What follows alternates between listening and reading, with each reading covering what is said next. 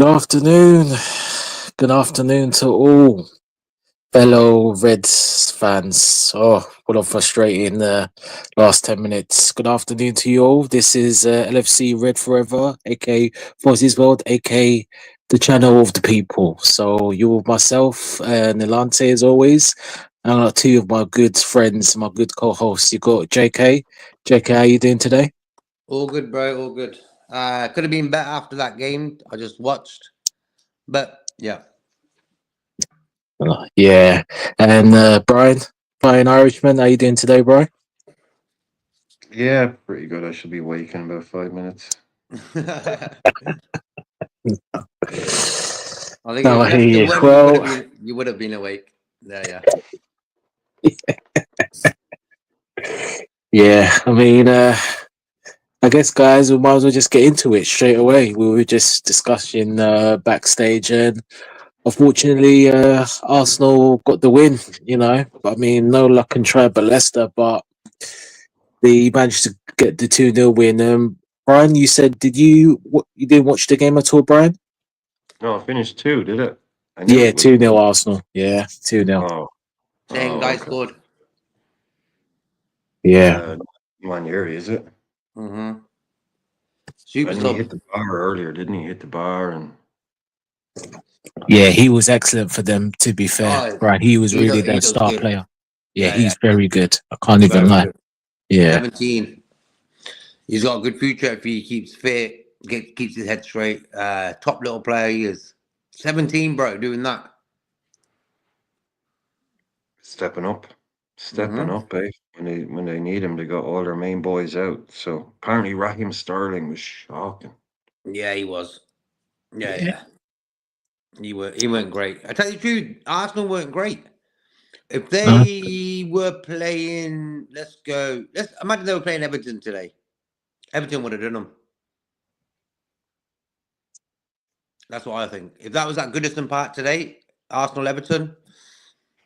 Yeah. Leicester for me didn't have enough up top. Like Bobby Reed, Vardy. There's a lot of experience there.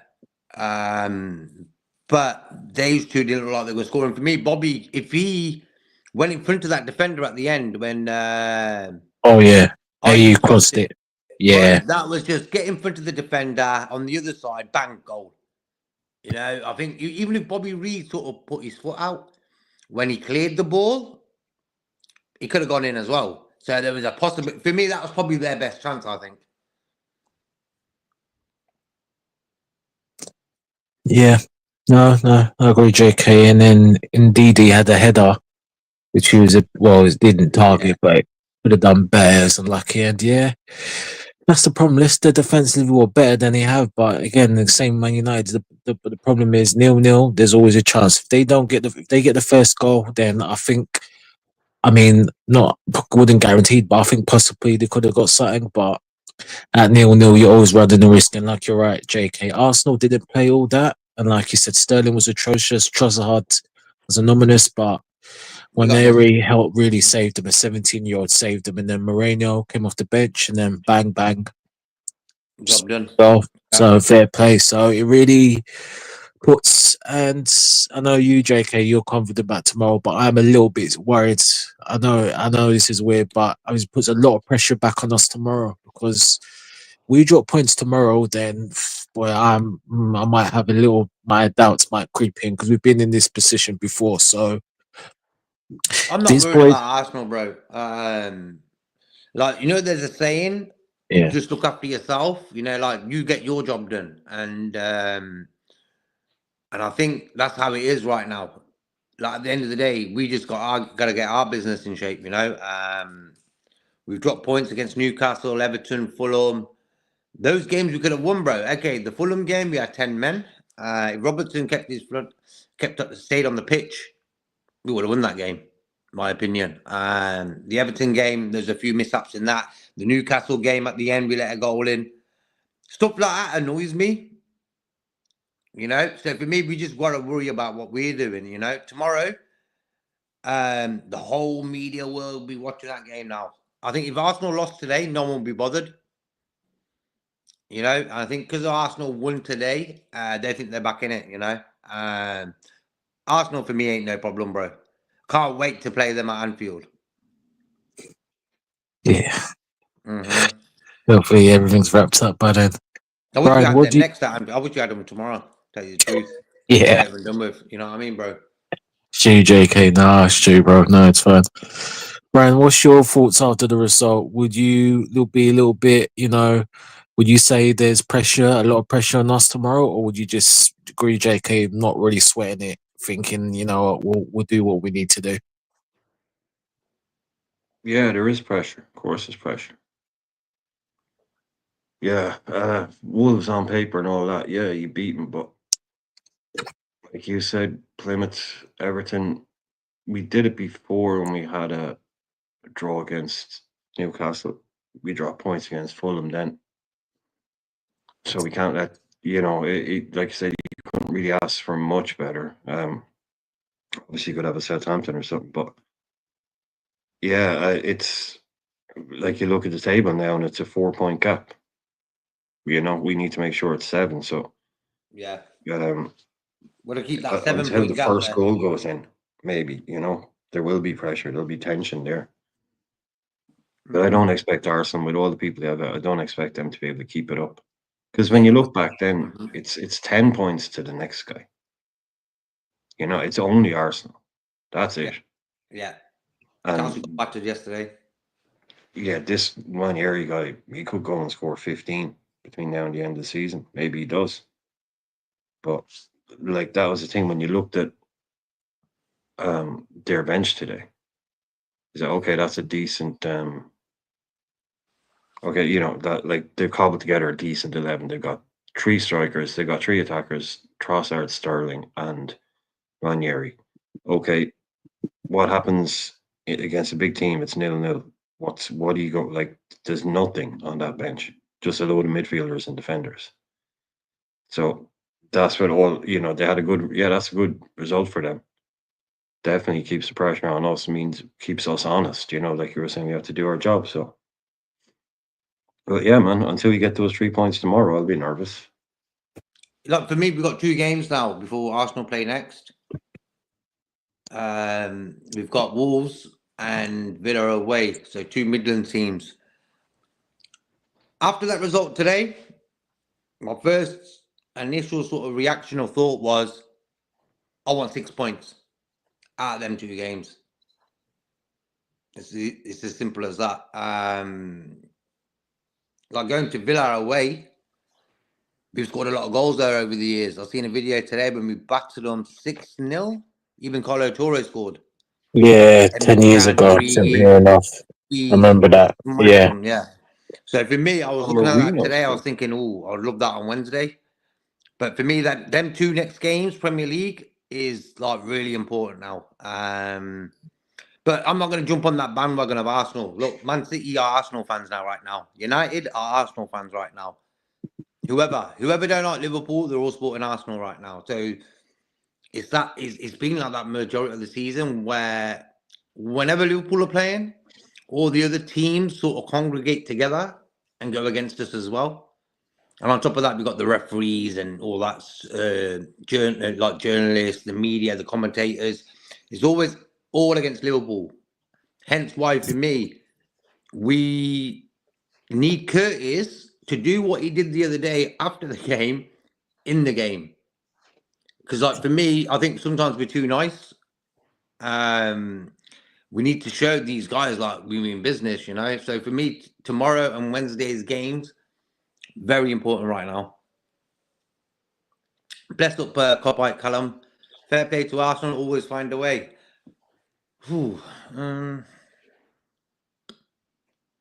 Yeah. I think today it was like a Salah cross that sort of split them, and Moreno was there, bang goal, But fair play to Arsenal, yeah. But as I said before on numerous occasions, I don't really fear Arsenal, Chelsea, none of them. We're Liverpool.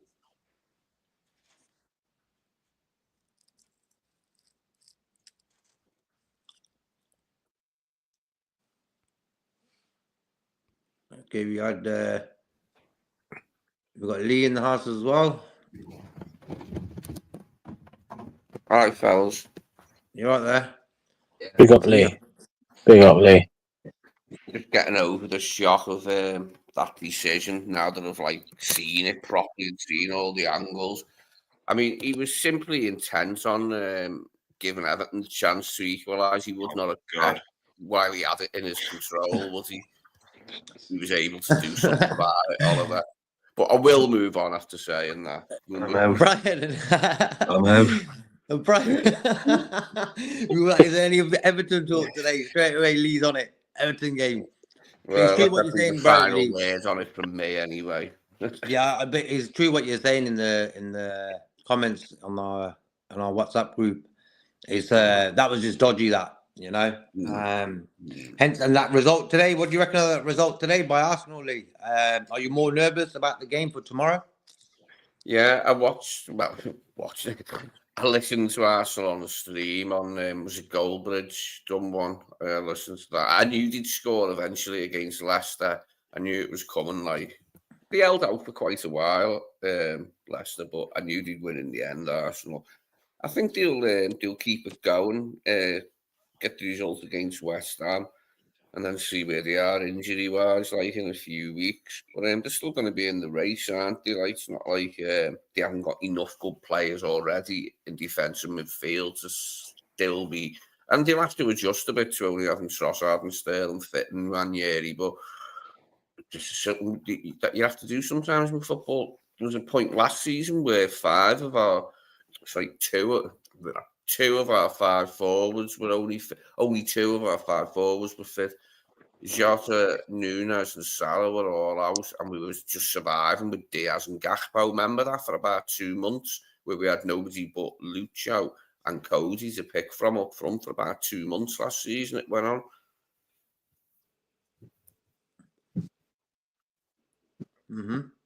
Happens sometimes, doesn't it? Arsenal are just going to have to adapt. If I remember rightly, we kept on winning.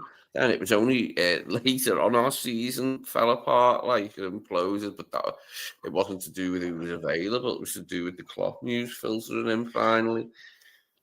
But we did manage to survive with two forwards for it was impressive. It was impressive, put it that way, that we were able to keep winning with only two forwards out of five fit. Yeah.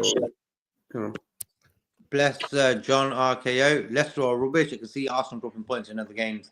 Same as, like, for me now, we've got Wolves, Villa, and then Arsenal play West Ham next Saturday, and we play Man City on Sunday. So it's a big week in the Premier League sort of title race for us. We've got 3 games coming up. How many points are you looking at, Brian, out of them 3? Take 7. You take 7, so the draw against City, say. Yeah, I'd be happy.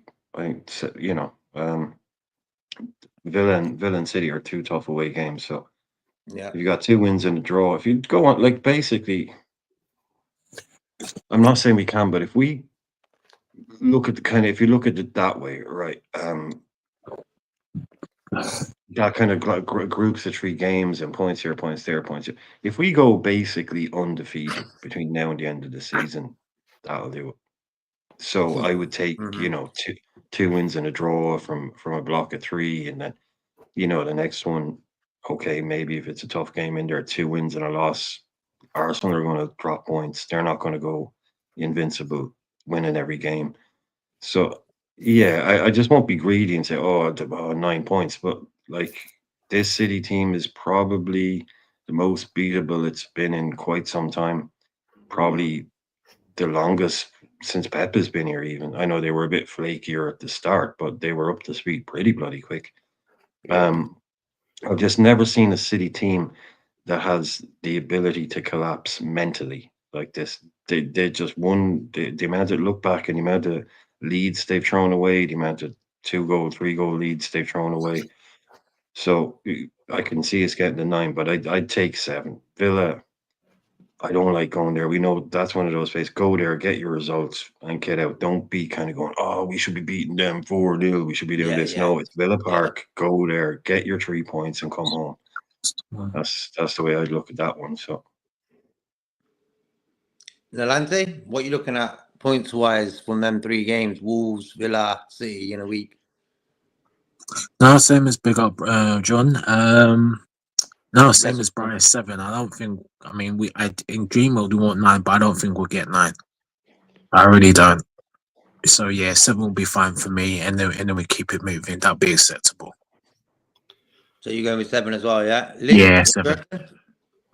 What about you, Lee? How many 7 points? is 7 is the bare minimum from them 3. Yeah. Yeah, we're dropping them 2 points now in the derby. Like, it's important that we get the very least 7 from these 3 games. Like for me, out the 3 games, I would say the Villa game's probably the hardest. I've watched Villa on a few occasions this season, like Champions League and stuff, and they look good. Well, they're higher Then in the again- table than the other 2, aren't they? So, it makes sense Yeah. that it'd be a harder game. Oh, no, sorry. City are above them now, aren't they? Let's have a quick Sorry. look. I've seen City's side today. It's Gusarov and Stones at the back. Guardiola left back and Rico Lewis right back. I think it's Gonzalez, Gundogan and Foden in midfield, and then Savino, Marmouche and Haaland. Yeah, Villa are 9th, City are 5th. Yeah, we got a 20-point lead on Aston Villa. A 20-point lead. Come on. When you got a 20-point lead over a team, you got to bloody beat them. That's how I'm looking at that one. Wow. We've got a 16-point lead on Man City. So that's big points difference, Wolves, wow. 19. That's with JK. 37-point lead on Wolves. Go on, Carrasborder. We have a 37-point lead on Wolves. So for me, that should be 9 points right there. Should be, but I That's take the 9 7. points, bro. Look at how many points. 37 points. Wow. That should be 9 points for me. Which away game do you reckon is tougher then, given Villa for me. where we are in the season and current form, and that you think the Villa one is the tougher game? It's a night game. Saying I've done it, like, seeing as how we haven't won it, it's City in like They're ages. stronger Long with time. skills. Jason Williams says, well, that game was not a good watch. Believe. Leicester are whack. Leicester, they were not getting anything from that game. For me, Ndidi had them 2 chances. That header, get it on target, bro. Like, come on. Beat Wolves and Villa, draw at City, we never win there. It's about time we did. It's about time we did. It's still, I'm still not backing us to go there and win, but it's probably the most confident I've been in it. But it's still a couple of games. Like, we could have Mo Salah and Virgil van Dijk out with, injuries by the time that game comes around. So the most important one is definitely, because like Lee saying, we just dropped 2 points. So you go and you beat Wolves. You make sure 100% you go and you beat Wolves. Don't have, not saying like just with the players, they can't have one eye on Villa and City. It's got to be Wolves now, because we've seen us come unstuck before when we're thinking that kind of way. So you can't drop 2 points and then drop another 2 at home, let alone You can't do that. Yeah. It's got to be a win. So that Wolves game, bang, get the strongest side possible out, get that game won. Put that thing back on the top, because it's gone down to 4 now when you look at it. Yep. It was 11 not that long ago. And we were at 11 before and we dropped down and we brought it back up again. So we don't need to drop it for a second time. And the crazy thing is, Brian, we haven't even lost games. We lost 1 game in the Premier League all season. And look at the Fulham game. Look at the Fulham game, how early Robbo was sent off, and we probably would have won that if it had gone on 5 minutes longer, the injury time. You know what I mean? It's a bloody ref. We played well in that game. I'll make an exception to that. Usually before, but I'll make an exception to that game because we played well. We were in 10 men.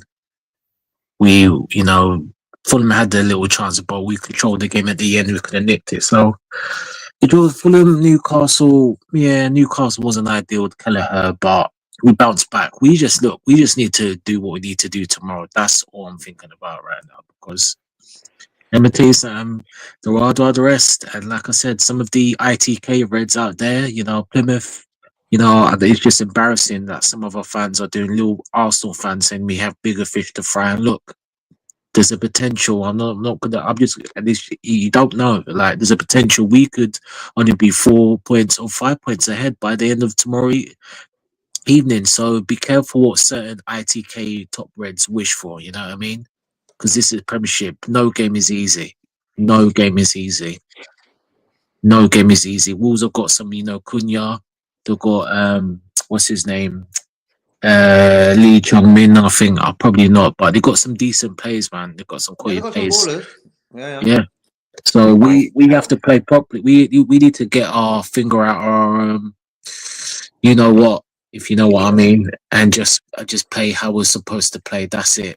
That's all I'm saying, because right now Arsenal have thrown the gauntlet into us and say, you know what, we're with the, injuries or not, we'll put the pressure on you. So it's down for the players, because none of them, both teams, whether it's the first team of players performed, whoever crosses that 11, they need to perform to their best of their ability, just to say, you know what, nah, man, we're in control of this. That's it, point blank. That's true.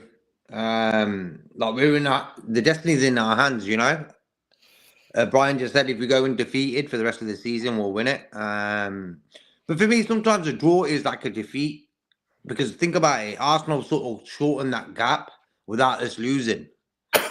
You know what I mean? So it annoys me. Like for me, that Newcastle Everton game, add them 4 points, we'll be 8 points clear right now with the game in hand. Yeah. You understand? It's amazing what a week does. Nante? No, I was saying, JK, I was going to say, it's just amazing what a week does in football. We were, 6 points clear. We were in all competitions. And now, tomorrow, obviously before kickoff right now, we're out of the FA Cup. And, our lead is cut to 4th, depending on what we do. So it's just, yeah. And this is it. This is the wild, wild west. Anything can happen. This is the thing. Fans want to get too excited too quickly, and they need to just kind of humble, just say, no. Nothing is guaranteed, as I say, for the ITK Reds. And look, they've got the wish now.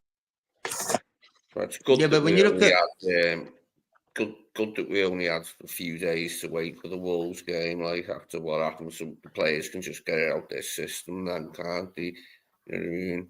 It's a fresh game. It's what we've got to win now. Like, I mean, the onus is on us to win this one, like, to set us up for the away games. I think we'll do it. Like, but I thought we'd win the derby as well. I was disappointed. Last City win, 2015. Long time coming then, bro. Now the time. Full decade since we last won there. You know what I mean? That's a long time.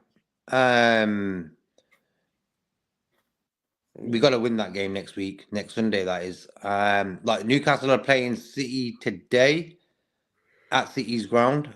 Let's see how they get on with Newcastle. I think if Newcastle beat them, that will just confirm our sort of doubts about City this season. They're not great. But Newcastle, I don't know, is Anthony Gordon playing today for Newcastle? Does anyone know? I didn't see that. Yeah, he's playing. He's playing, JK. Yeah. He was meant to be injured, wasn't he? I saw the City lineup, but not there. Draws are our downfall every time. We better not bottle this to Arsenal. That would be embarrassing. I don't think we'll bottle it. But for me, the draws against Everton and, say, United, even that Newcastle one, there's the sort of games you've got to wrap up, And Brian, nobody talks about the chances we missed in the Newcastle and Everton game. That would have won it. I only talk about the ref. Bro, there's enough chances in that Everton game where there's enough professionals in that Everton game to sort of see the game out. Look at the marking.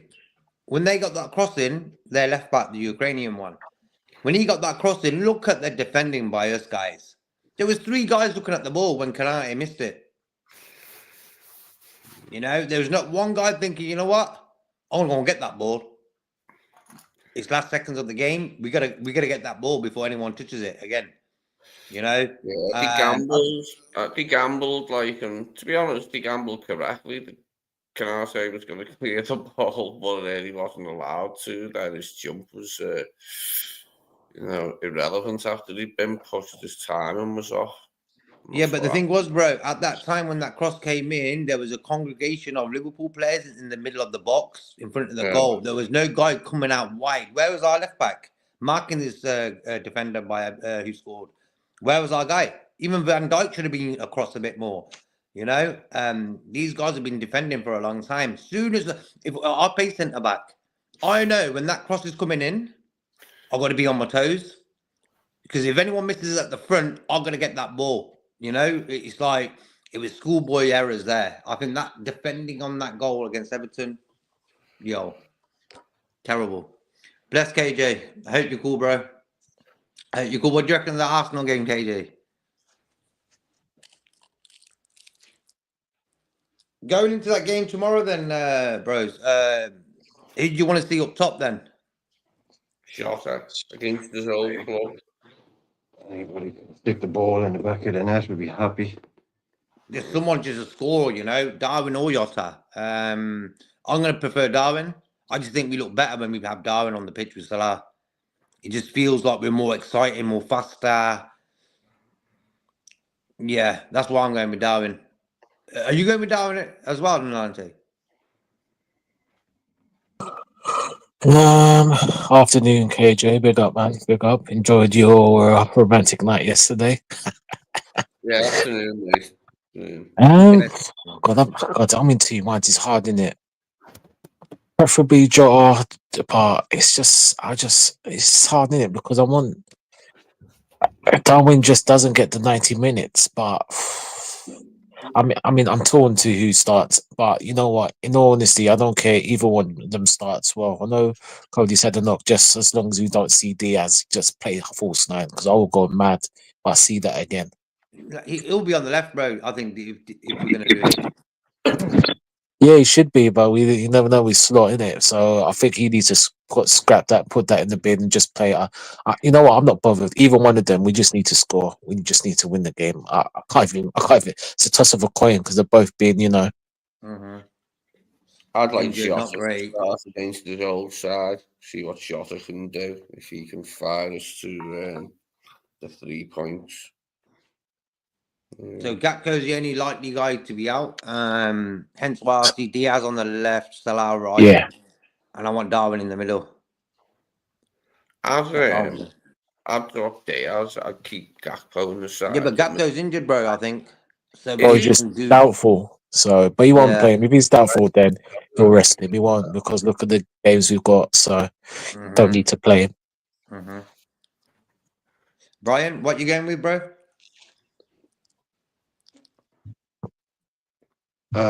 Look, if Jota is fit, it's got to be him. You know. Okay. I don't know. Yeah, I'm kind of working on the assumption that Gakpo is out. So, if Gakpo isn't out, I'd still start Jota and drop Diaz.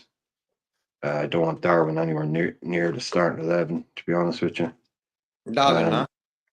Nah, the guy was getting praise yesterday because his defensive work has improved. He cost 80 million quid, and after 2.5 years, he's a striker. 80 million quid striker, and after 2.5 years, we're praising him because his defensive work has improved. Yeah, Jeez, man, there's mental gymnastics and there's mental fucking jumping off the cliff. Do you know what I mean? That's Don't sport that one, isn't it? You know, I'm a big fan of Darwin. And even I said on 12 show yesterday that we're gonna, no matter what Darwin does in his all-round gameplay, for me, he's definitely got better. His all-round gameplay, unless he scores goals, it don't really matter. To a lot of fans, you know, for me, he's there to score goals. If he was banging a goal in every other game and doing that work he's doing, I'd be like, yo, the guy's he's come to the stage now. He's ready to play, you know. But I just think that lack of goals, It's always going to be that sort of tag he's going to have. Oh, he works hard, but he don't score. You know? According to Surely Arsenal, that's a problem, though. Is that not a problem? Like, he didn't cost 15 million. He cost 80 million quid. We bought him as a striker. We didn't buy him as someone who might in the future become a good false nine. I mean, like, if Chelsea or Arsenal had a guy that cost this much and was doing this badly, we'd all be laughing at them. You know, like this, what I said, the refs, or that ref performance was for all the agenda people out there. That was the best thing that could happen, because they got to ignore all the other stuff and just talk about the referee. I've heard barely any talk about what actually happened on the pitch in that game from anybody, any of the content creators. Agreed. It's all ref this, ref that, scumbags this, conspiracies, brown envelopes. Barely any talk about how we messed it up on the pitch, how we didn't take our chances. None of we it. let the goal in. You know what I mean? None of it. None of that. But JK, you're not allowed to talk about the goal because, oh no, that was a foul, though. That was on the ref. So no, forget about everything that happened afterwards. You know, just excuses. I've said it from day one, man. Only losers blame refs. Now, refs do make mistakes and you can talk about it, but if you're going to blame it, it's just funny. It's real funny how every time we win a game, nobody talks about how the ref was on our side and made bad decisions for the other guys. It's just nonsense as far as I'm concerned. You got a bad game this is a one-off game. Doesn't define our season. We're giving players excuses. I don't know. Like, if Darwin comes on, he scores twice, then it'll be the I told you so brigade. He's been absolute dog shit for 2.5 years. You're not going to tell me anything. You know, the Brentford game, thanks, you've paid back a tiny bit of your £80 million fee. And the guy wants to go to Saudi Arabia, so let him go. He wanted to talk to Al Nasser, and that's not because fans are getting on his back. Everything has a reason. Fans getting his back, some people, but you go to Anfield, and what do you hear?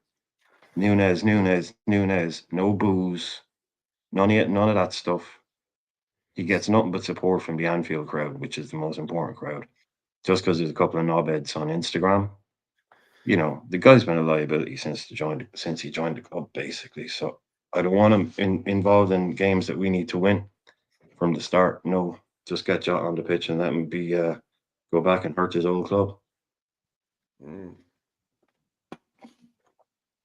So who you going with, Lee? Up top? I know Brian ain't going with Darwin. I'll go for Jota. Jota as well, yeah? Yeah. What's everyone in the chat saying? Who are you playing in the middle? I think KJ's gone with Darwin. Yeah, I don't think Diaz in the middle. We don't need him now. We've got two guys who are strikers. Play them there, you know. Nalante says KJ, annoying pressure is on. Yeah, it's a sort of pressure, but for me, like, I'm not gonna stress about it. Stress is man-made, and so is pressure. You know, them guys are gonna play a game of football tomorrow and get the job done. You know, it's as simple as that. Yeah, players are used to it. Players are used to it, like, by now, aren't they? We've got like a reasonably aged squad that's been through it before. A lot of the key players have been through it before, haven't they? Maybe not with us, but I mean, Gravenberch has been in a title battle before at other clubs, hasn't he? McAllister hasn't, but You win a World Cup. Yeah, Solskjaer's been involved in title races, hasn't he, Dortmund? So, yeah, the players are well prepared for it. Like, I think we'll cope with it. Like, you know, I think we will win the league. Yeah, I've got that same sort of feeling as well. We will win the league. But as any league started, like sometimes with Man City winning, it's like plain sailing and that. But for me, we've got enough there, quality-wise. Injury-wise, we're sort of blessed. When you look at Arsenal, how many injuries they've got, how many we've got. Hence why I say, if Arsenal were playing a better team today than Leicester, I think they will lose that game. It's as simple as that. I think if they were playing away to even Fulham or someone, you know, Bournemouth, someone like that was the job done, bro. Leicester, for me, were okay. They just didn't do enough. KJ, look what turned out to be true. Didn't expect a brace, but I knew they'd come back and win it. I knew Moreno up top was going to be their storyline. I knew it. Tall guy, get across him, bang goal. You know. Green Lante, pressure is definitely on now, so we need to get the job done tomorrow. Exactly. You know. Yeah. What about defense-wise? Are you going to start Trent or Conor Bradley?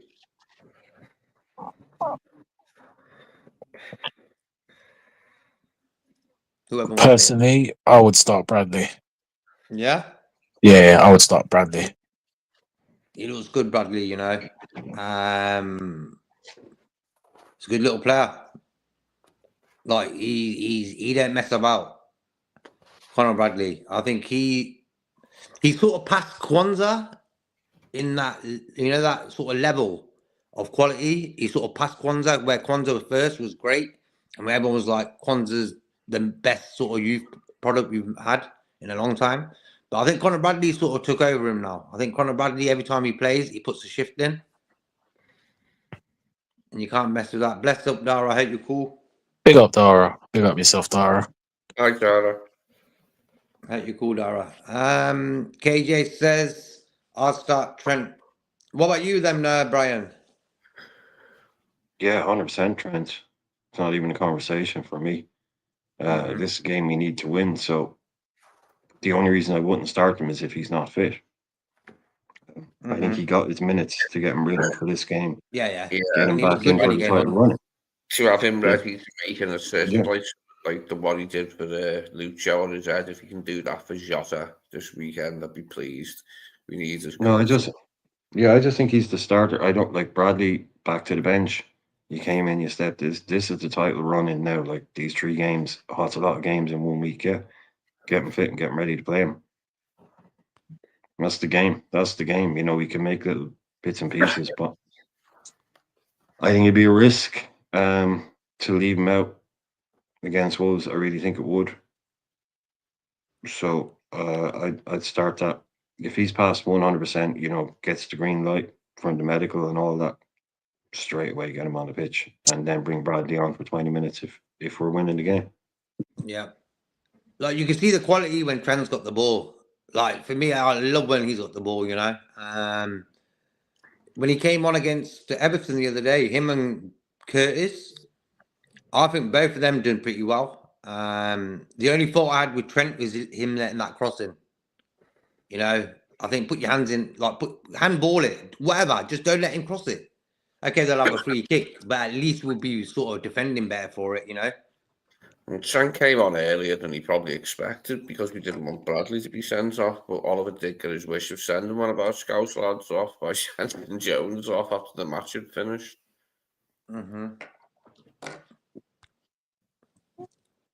Jota has been poor since he came back, and no one is saying much because he's our most clinical finisher.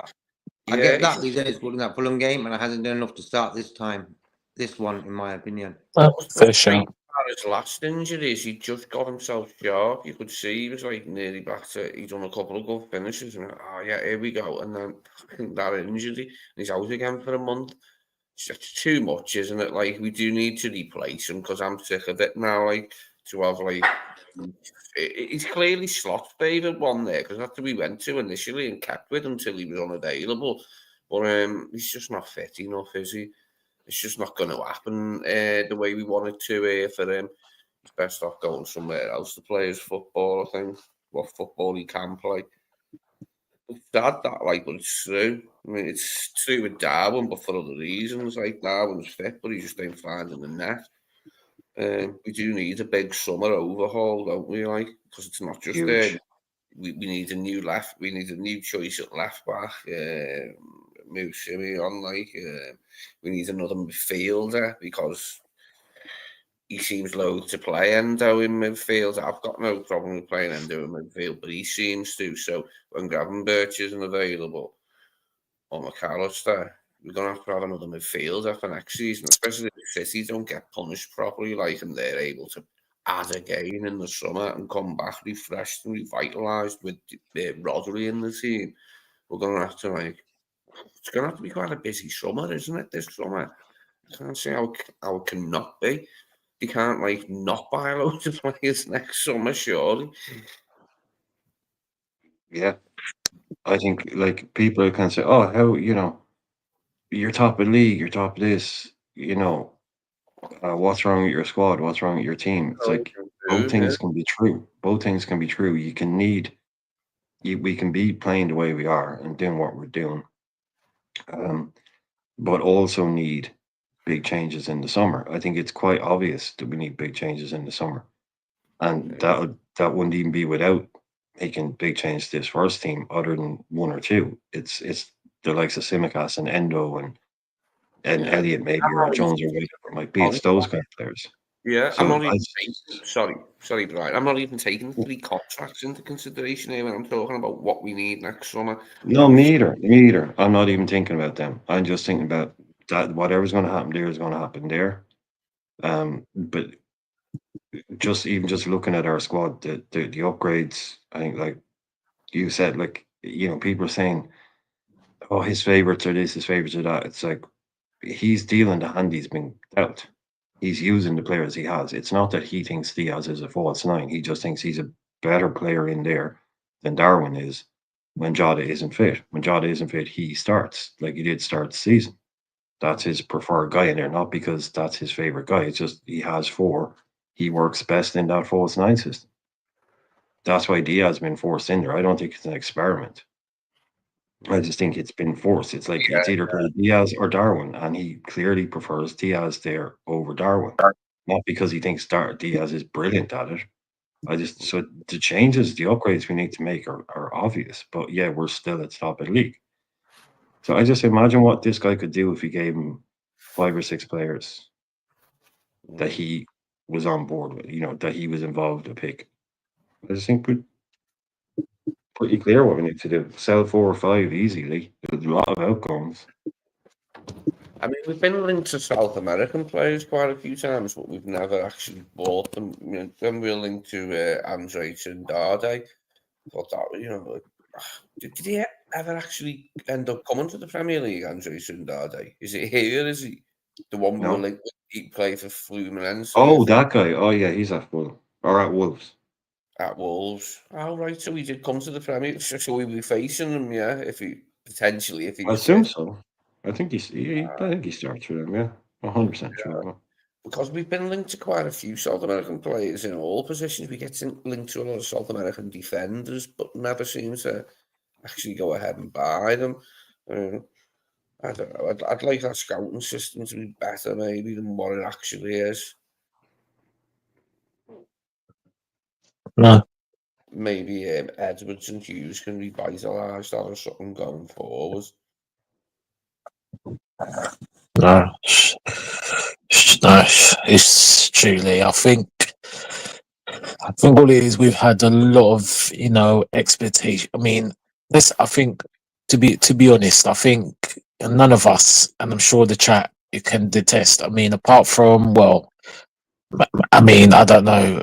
I know 12 did say he reckoned we were going to win the league this season, but none of us has the expectation of winning the league this season. I didn't. I personally thought top 4. If we can win the cup, I accept that for this season, and the next season we push to challenge. But I mean, did any of you guys had it, or in the chat? You can ask anyone. You guys had an expectation of us winning the league this season? Yeah. I said if City have a drop off, which I expected them to do, but I wasn't going to guarantee it. I said if City have a drop off, I think we could win it. But yeah, my expectation wasn't, well, we're going to. It's easy to just come out and say, oh, I think we're going to win the league. Some just say that every year. Yeah. But to actually think, I kind of worked it out in my head where it could happen if City, older players, injured players, big season drop off, we're better than Arsenal, we're better than to chase and pack.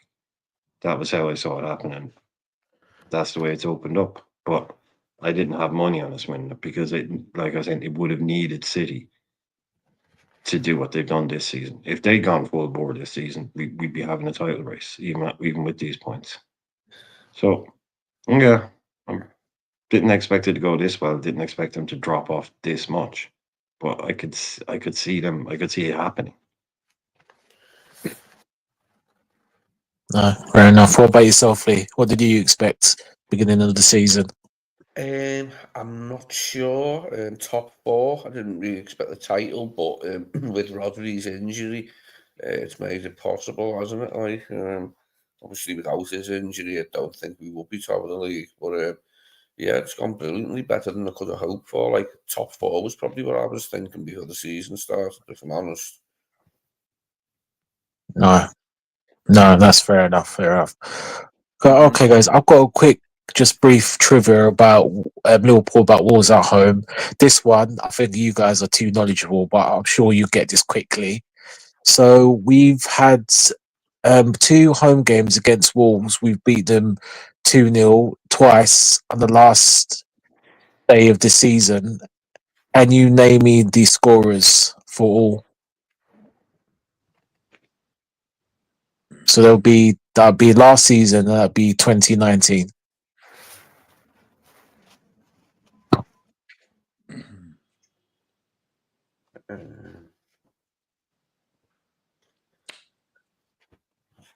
That was Klopp's last game last season, wasn't it? Yeah. Yeah, last season. Yeah, and the one in Yeah. 2019. Yeah. The last the last goal one that scored did? was Okay, so panel, don't look at the chat because I think KJ McAllister. I think KJ just McAllister. answered one. So don't look at the chat for this. So KJ's answered the 2019 one. What were you saying, JK? it McAllister? was Yeah, one. Yep. That's Oh, last yeah. season. Yeah, that's the first goal scorer. And then is it the Salah got the guy second? No? So the guy no, the guy who scored the last goal under Klopp scored the first goal under Arne Slot. So the guy that scored the second, was it Jones? Jones. No, Brian, not Jones. And Dom? KJ. Was it Dom. Dom? No, Dom. No. Because whoever scored the last goal under Klopp scored the first goal under Arne Slot. Oh, It was the same player. Yeah, KJ. That's for last season. So you're right on that one. KJ's done the 2019 one. He's completed that one.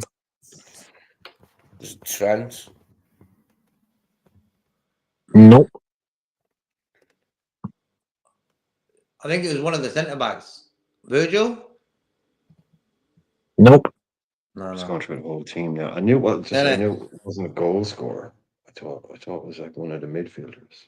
Robbo. Nope. Allison. We're just naming Jota.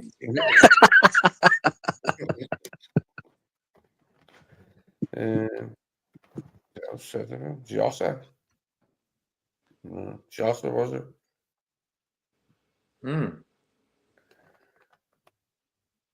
I don't think it Not counts Lee. anymore. Not Jota. Nope.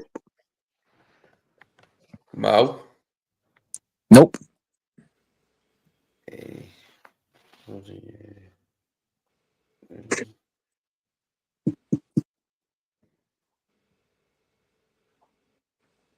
I thought we'd already. I just checked because I thought we'd already said him, but okay, we didn't. Someone who's left, is it? Is it someone who's left the club? No. Oh no. No. For last season, no. They're still there. They're still there. I'm not. It'd be too easy if I say that. Wolves last season, but also scored in 2019. Oh, 2019. No. He scored the player that scored. I know who it is now. I just thought we'd already said it. The player who scored the last goal under Klopp was also the guy who scored the first goal that we scored under Arne Slot. Ah, right. So 2 different people. No. Okay, yeah. All right. No, the player that scored the final goal for us under Klopp is the same player who scored the first goal for us under Arne Slot. Yeah. Well, Jota got the second against Ipswich, didn't he? Yeah, we know we have. Don't know. I thought we'd already said it. That's why I just wait, because I think we should just give up the answer because I think we thought we'd already said it. We've been through the whole team. Not yet. You've been through nearly, or you just someone Yeah, that you but haven't I mentioned. know what it is now, but I thought we'd already said it. That's why I didn't call him out again there. So, but I'll wait and see if Lee gets it. Okay. I mean, you got the first part of it right because you guys said Maka, which was right. Oh yeah, we said Maka and Jota. Yeah, no. And who? Jota. No, it's not Jota. No. Mm-mm. Oh, that's not okay. I'm not sure. No, that's wrong, KJ. Nope. Surprised you guys ain't got this. I'm surprised. I thought you guys would get the second goal scorer for last season's win at Wolves, the last game of the season for Klopp. Go on, tell us. You sure? Yeah, what's going on? Okay. It was the man who's been criticised a lot, Mr. Gerald Kwanzaa. Ah, yes, Kwanzaa. Kwanzaa got the first. And then, yeah, okay. Never thought. Yeah, never thought. Yeah, fair enough. He's the only player we didn't mention, probably. Yeah. Yeah. I think we mentioned even Alice, the tea lady, was going to get a shout. Yeah. Oh, yeah. He started this. I see what you mean. Yeah, he started the season against Ipswich, didn't he? Before Liverpool come on. Yeah. And I forgot his goal. To be honest, I forgot like the last Klopp game. Like, to be honest, like, just like I forgot it. Should have remembered it more, but I forgot it. All right, KJ, I'll just about give you that, but that's fine. All right. Okay, so 20. Okay, so that's fine. 2019. So 2018. Remember the European Cup season, the last game against Wolves. And okay, I'll make it. Well, I shouldn't really give you, but I'll just say this player scored 2 on the day. Yeah, but was it Bobby? Nope. Okay. Mane. Yeah. Yes, correct. Right, Mane. 2 bullet headers. The 2019 season, 2020 against Wolves. So yeah, all good. Take another 2 more. Yeah, yeah, come on. Yeah. yeah. Okay. KJ got it right. Long time. Just Is it Jason tomorrow? Williams Yeah. says, are any of you worried? I looked at our pictures. We have a tough games coming after Wolves. Yep. Villa and then City all in a week. West Ham 0, Brentford 1, Southampton 0, Bournemouth 2 now, I think. City are 2-0 up. Yeah. Mamouche got both. Yeah, he's woken up then. He started then, didn't he? Yeah. If we don't win tomorrow, I will start to worry. Oh, if we don't win tomorrow, the heat will be on. I'd still expect us to get those points back somewhere along the way, but absolutely, yeah, if we didn't get a win tomorrow, Oh, then yeah. having to go to Villa and try and, get, then trying to City. break your next, Yeah. it's no, Listen. you got to time things right, don't you? Tomorrow is not the one to be dropping the points in. Yeah. That's Tomorrow's all about the win. Yeah. 1-0 own goal, whatever it has to be, last minute penalty, whatever, just get it. Exactly. Let's flip it. Meet up at May for the parade. That's what we want to do. That's what we want to be saying. So yeah. Yeah, the record books don't have replays; they just have results. So Yeah. And blessed up Steve. 22 goals each. 22 goals each. Come Pick up on, Steve. lads. Yeah. Yeah, that was a big season. All right, give me a second, guys. I might be out for a bit. Just I'll be back in 5. That's cool. Wolves play a mid-block, so it shouldn't be too hard to create space. Like, for me, Wolves, the good little football team. I know they're pretty low down in the division and stuff, but they're a good little football team, you know. Yeah, they're not a bad outfit, Wolves. Mm-hmm. They haven't got a great record against us, but they have caused us, a few shocks over the years, like here and there. It's not a given like that. We're just going to beat them. We're going to have to put on a good performance. Who's the new manager now? Spoke's Some name. Portuguese guy, no? Yeah, Vitor. Yeah, Johnny Portugueser. Vitor, someone or other. Isn't it? That's a Pereira, I think. I think he's a Pereira. Okay. He won 3. He won 3 on the bounce when he came in. Yeah, he seems to be getting a bit more out of him, like, than what fucking Gary O'Neill was. Gary O'Neill, yeah. Yeah. You've got some alright players. I like Cunha. Cunha's a dangerous player. They've got other half-decent players, yeah. There's worse sides. They should survive. There's worse sides like them. So there's 3 worse sides than them, put it that way. They should survive. That's Yeah, all I it think takes. all. Mhm.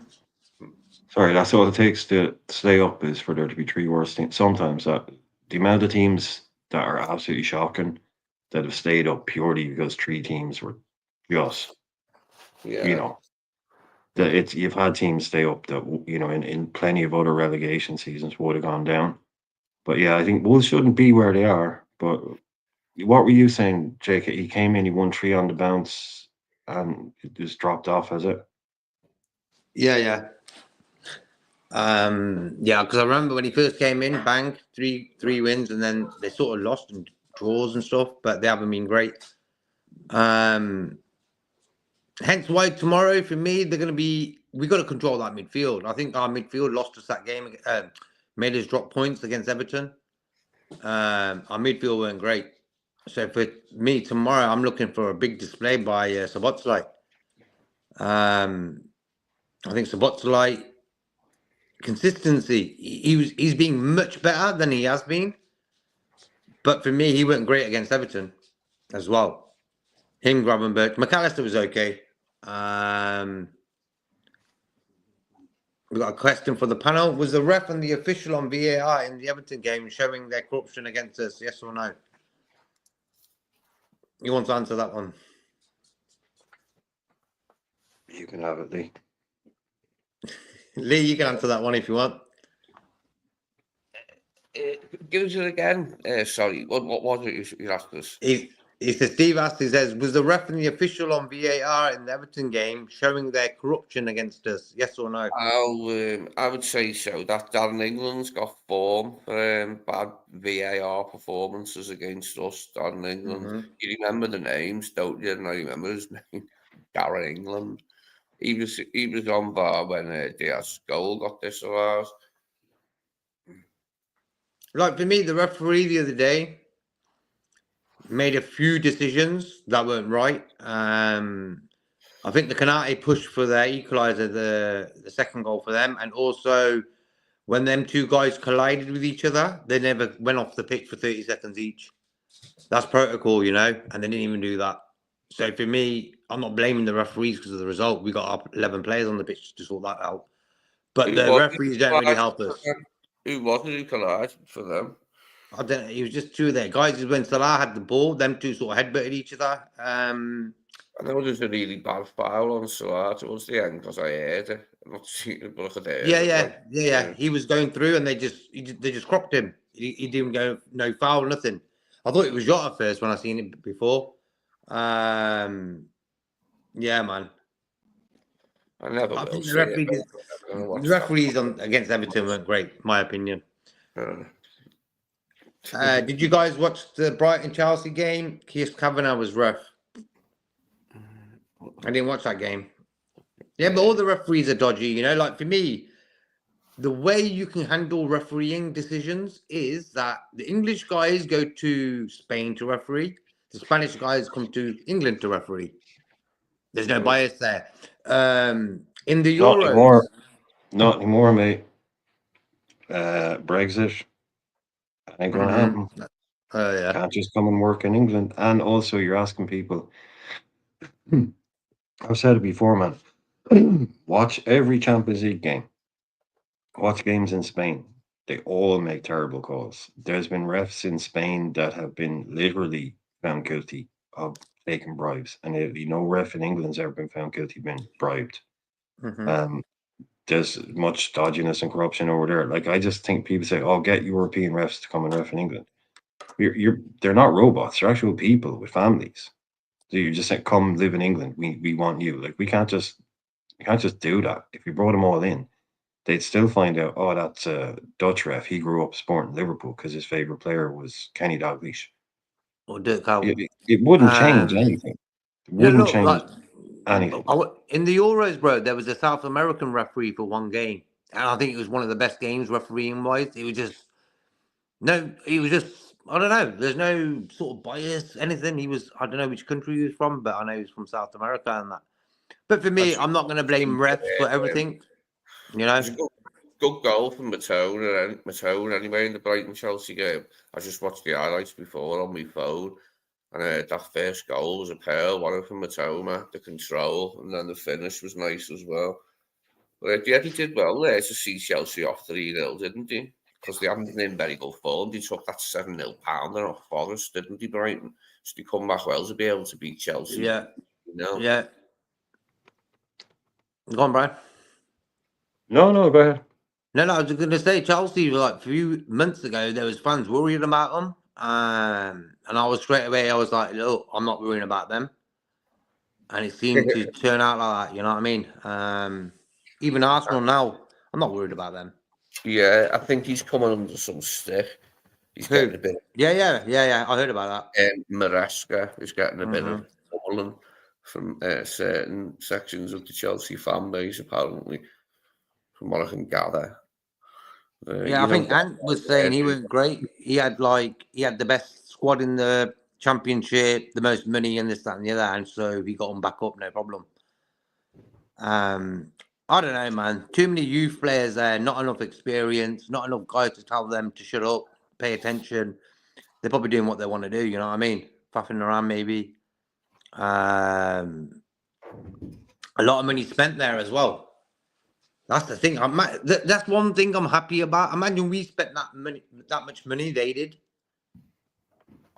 You know? And we were in their sort of position.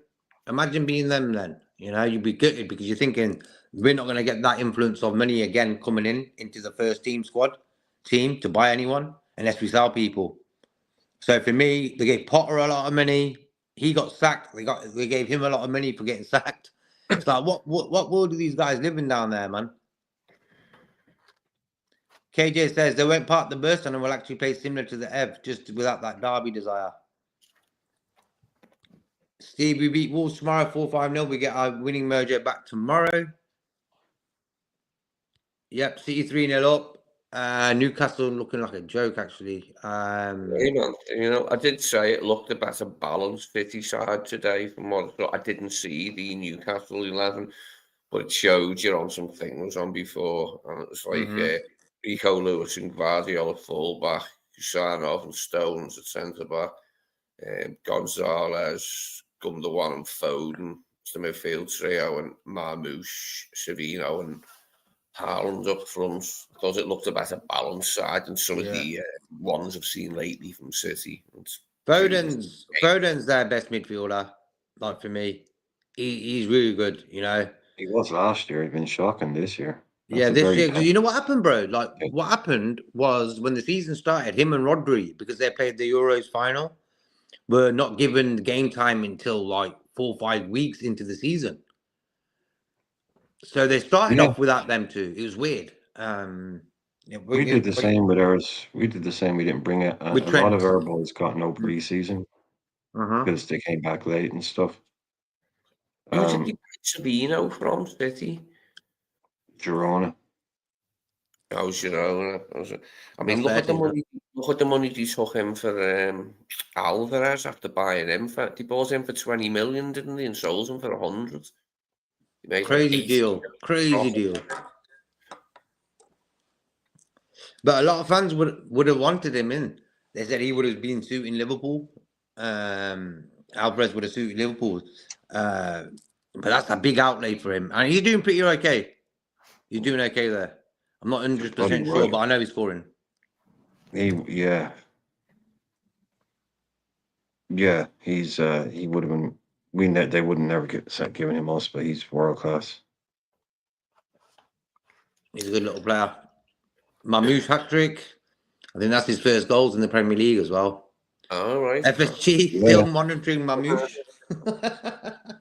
Well, you know, it's his 21st goal of the season. Well, his first goal today. He's now on 23, but his first goal for City was his 21st of the season. So the guy's on fire this season. But new club and all that. But it looks like it hasn't taken him long to settle in. I mean, You know, they've got to spend their way out of the trouble they got themselves into. You said about that, Brian, about it. You know, they couldn't afford not to like go out and splurge the cash, could they? Because hey, they can't be without the Champions League. They can't no, not be in that. Like, you no, know what I mean? Yeah, no. yeah. It's, That was why In- the big outlay came this January, Lee. If they didn't get Champions League, boy, there'd be chaos there. I think Yeah, they'll yeah. pretty easily show up third. Like, they'll have no problem getting third. Fourth place is probably between Chelsea, Newcastle, and Forest, isn't it? I would say. You know what makes me laugh there quickly, Lee, is the way their fans sort of turned on Pep. Not all of them, but there was a few. And I'm thinking, this guy has given birth to your club as a big club into this world. He's won you your first Champions League, won you 6 Premier League titles, and you're giving it big uns against him. Like, for me, come on, man. That's why it annoys me about football fans. A guy can run through fire for you, and then next second you'll be telling him to piss off. Like, what's that all about, For me, Pep Guardiola being at your club, you should take that as a privilege. He can go anywhere, this guy. And he chose City, I love how people forget that. They talk about him, everyone just talks about Pep. Mancini and Pellegrini won league titles there. Nobody ever remembers it. Nobody ever remembers it. Yeah, true. Because they just think it's all the Pep team. You do get overlooked. Pellegrini done well enough getting them one. Like, he was a decent enough coach. Didn't work for him when he Mancini won their first one. Mancini was the Aguero goal. He was the coach for that. I celebrated that wildly because it deprived United, like, at the I was death. watching it with 2 United fans. I was watching that in my Man United fan. Never seen a title race that close since us and Arsenal in '89. It was me and my little brother John. We watched it some bit or other, I forget now, like, and all the hubbub, but it was good. And we were made up. I think he put a bet on our John, that City would win as well, so he was extra pleased. But it was just great because, I mean, United, he did come back and win the title the next year, but I mean, it was just always them in them days, wasn't it? Like, I think the longest ever away from Old Trafford was 2 seasons in a row on it. Like, once Fergie started winning the title, he never went more than like 2 years, I don't think, without winning the fucking thing, which is credit to him, like, you know what I mean? Yeah, no, I just remember that day I was watching it with 2 Man United fans in his house. He's one of, like, really good mate of mine, but the girlfriend was there, and like at the start of it, he's sitting on the couch. He's like, "Nah, this is done. It's QPR. It's going to take an extraordinary blah blah blah." He's sitting on the couch, basically no interest whatsoever. Like, with 4 or 5 minutes to go, he's pacing the room. He's like turning to his girlfriend, "We're going to win this. We're actually going to win this. This is happening. This is happening." Oh my God. I mean, it was that's one of the best days I've ever had watching football that Liverpool weren't involved in, because 30 seconds later, I'm the one that's jumping and roaring. He's the one that's something like, I was a Man City fan for 10 seconds. As soon as that goal went in, absolutely brilliant. Yeah. Just their faces. They were giving it the big one the whole time, years previous, about, Man United this, Liverpool that. Oh, it was just so sweet. That was just one of the sweet. That Aguero goal for me just reminds me of that day, and just seeing 2 Manchester United fans. One of them was she only pretended to be, because guess what? She only started supporting football when she met him when she was like 36 or something. Well, no, like 30. Yeah. So she was just fake. So she annoyed the shit out of me because she'd be like singing all the songs because she went there once. Bitch, you didn't know who these people were 5 minutes ago. Stop pretending you're a football fan. Like, even singing in the face of a Liverpool fan, you're just fake. You know what I mean? Yeah. But he's real. He's been there millions of times. And it was just so funny. It was just like watching the 90s collapse in front of you. This was the end of it. Yeah, like you said, they come back and won. They got another one, but a few trophies. But like when Liverpool went too well, you know what I mean? And City had only just been bought. I had good feelings towards City because they're United more at being their City rivals, to lose out to them in the 11-12 title race. as we said, they come back and won again for the final time under Fergie. Didn't need the following season, but it was because it was City. It just made it that little bit extra painful for them and that bit more delicious for us, didn't it? They'll be on 21 right now if that didn't happen, you know what I mean? So that's cool. Steve says, JK, big Chelsea become title contenders when they added experienced goalkeeper, centre-back, midfield player, striker to their first 11. So you mean the whole team then? Quality spine needed. They spent Chelsea 200 haven't- million on Caicedo and Enzo Fernandez. 200 million. Yeah. That's their midfield, you know. Yeah, they can do it a striker, but Chelsea always need a striker. How much was Chelsea Nico? always need strikers. 60 million, was he? Nicholas Jackson was he about 60 million, was he? Nah, No. he was cheap enough by their standards. 24.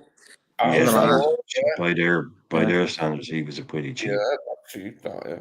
Yeah, that was just like a little snack for them. Like for that price, Modric was a waste of money, man. He was nearly 100 million, like pounds, not euros. Yo, biggest failure. No one ever talks about him. Have you noticed? Like, where's he gone? Oh yeah. Like, what a waste of money that guy was. Come on, man. So many people at Chelsea who, for me, not great. KJ thinks KDB is their best midfielder still.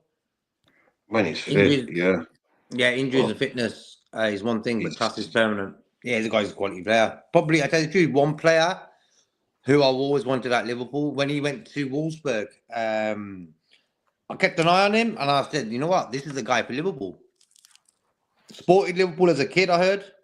And we let him go to Man City. For not big, though. It wasn't like crazy money, you know. It was about 30 something, was it? Something like that? It was a lot at the time for a guy that was seen as a Chelsea kind of past stuff. But yeah,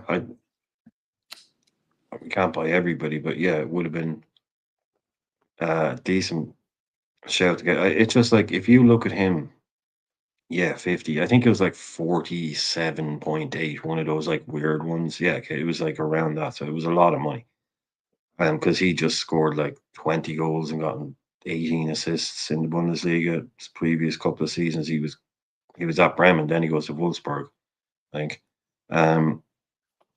But what I was going to say, yeah, like if you look at our run now, right? Wolves, call that Newcastle, right? Villa in midweek, and then the City game at the weekend. Like we're talking about huge 3 games in a week. ADB would not be able to do that.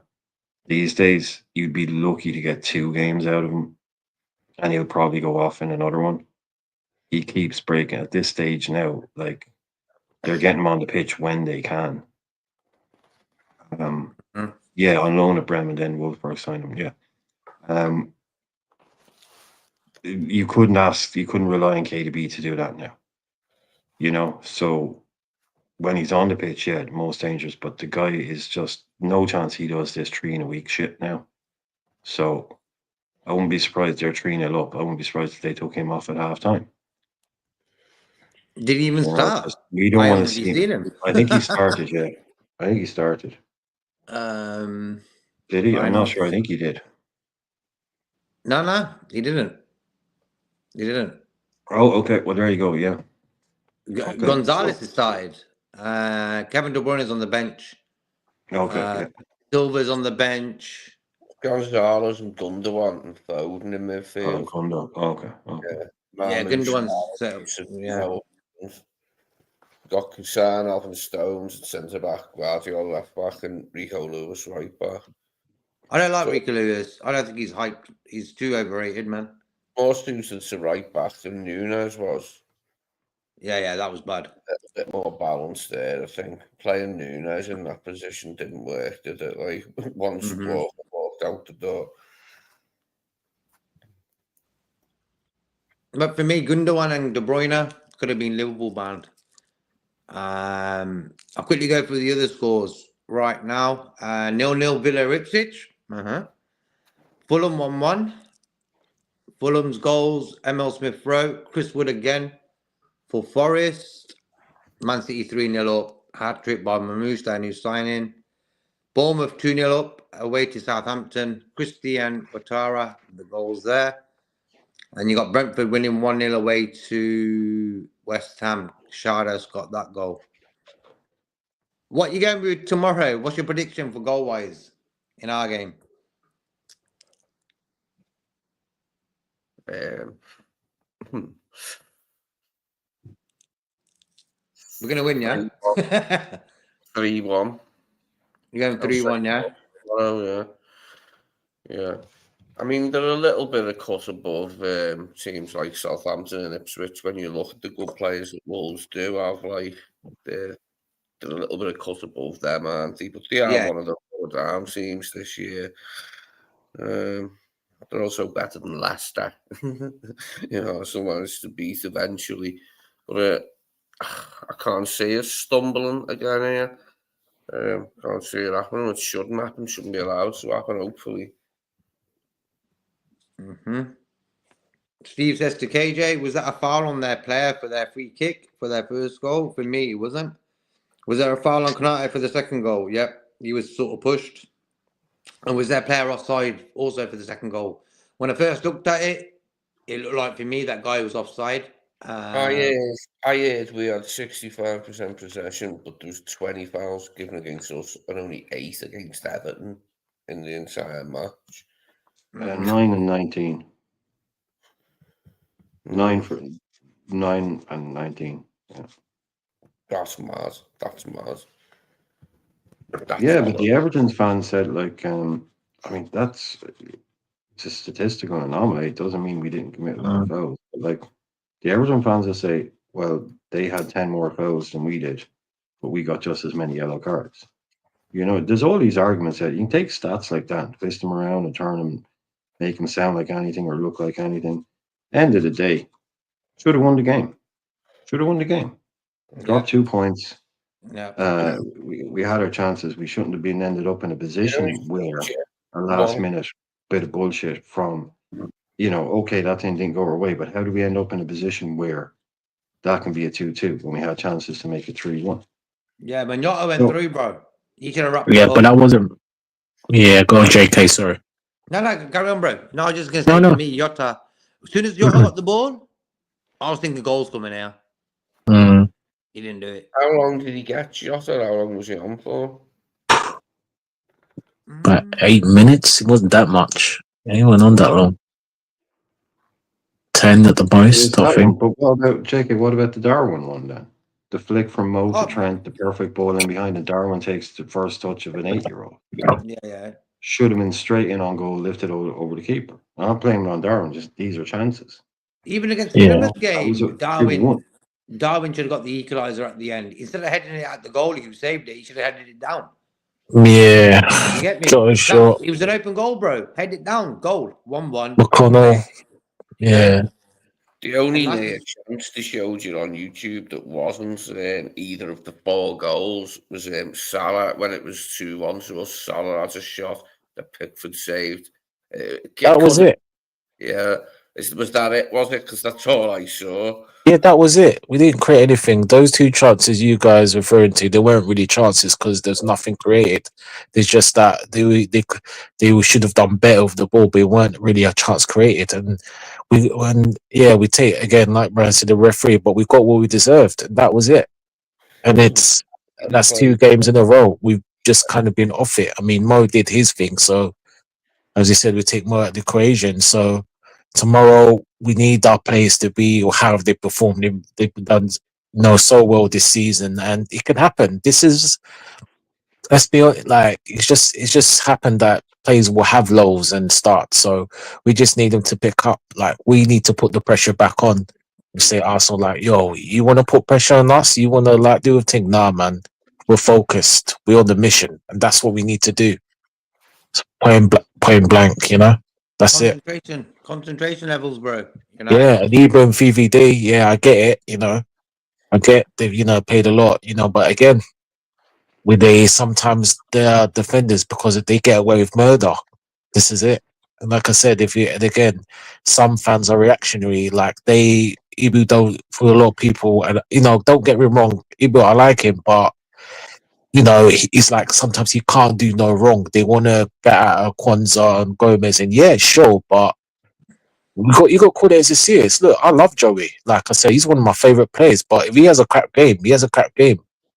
I don't care how much I like him. If he gets burned by, let's just say, for example, if he was playing tomorrow, let's just say when you like turns him inside out or he struggles, then he does. And Ibu did, but again, he gets let off.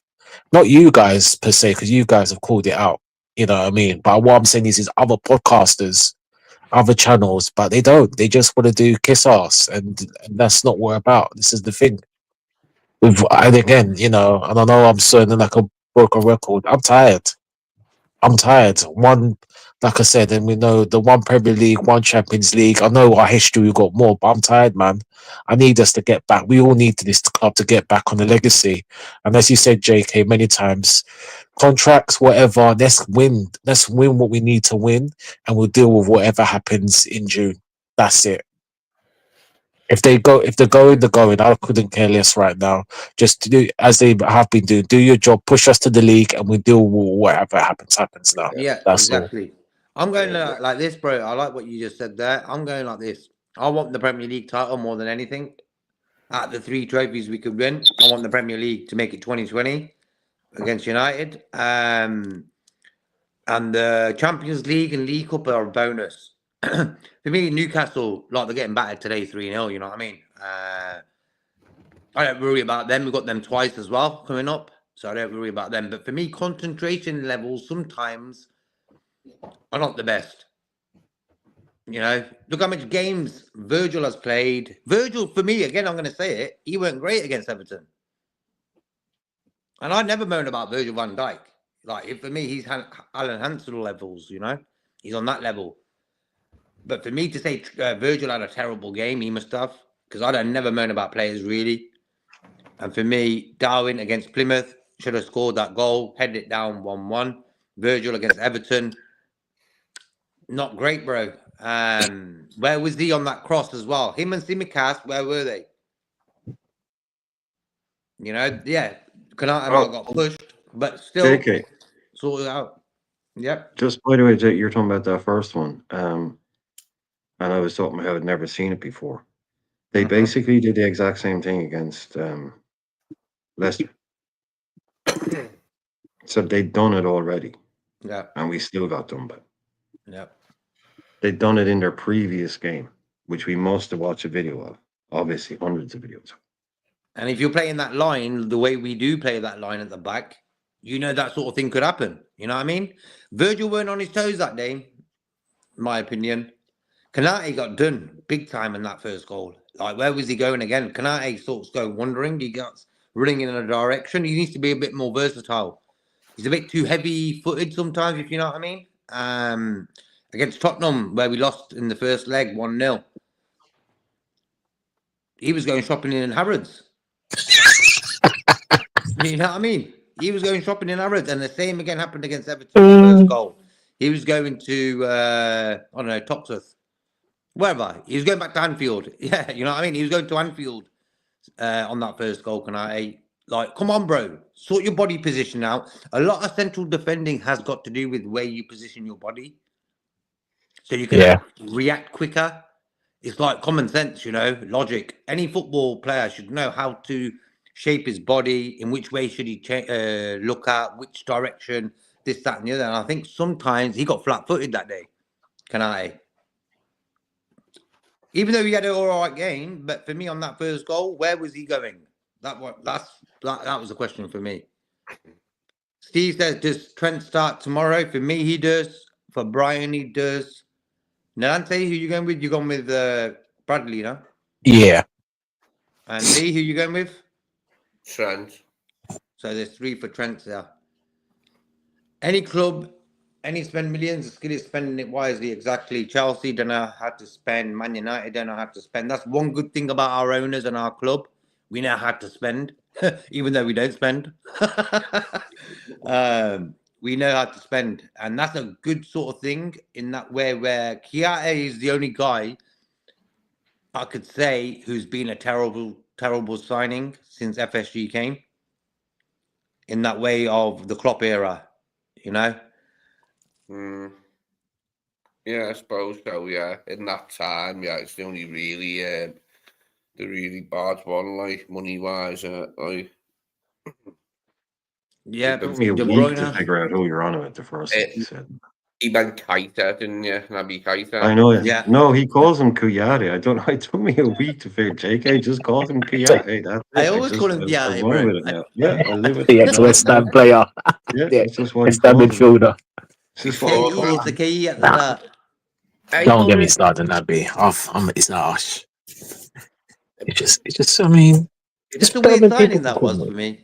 The Like, time for me, was under FSG. Was Andy Carroll under FSG, or was that? Yeah, he was. Andy he Carroll. was as well. Yeah, Okay. yeah.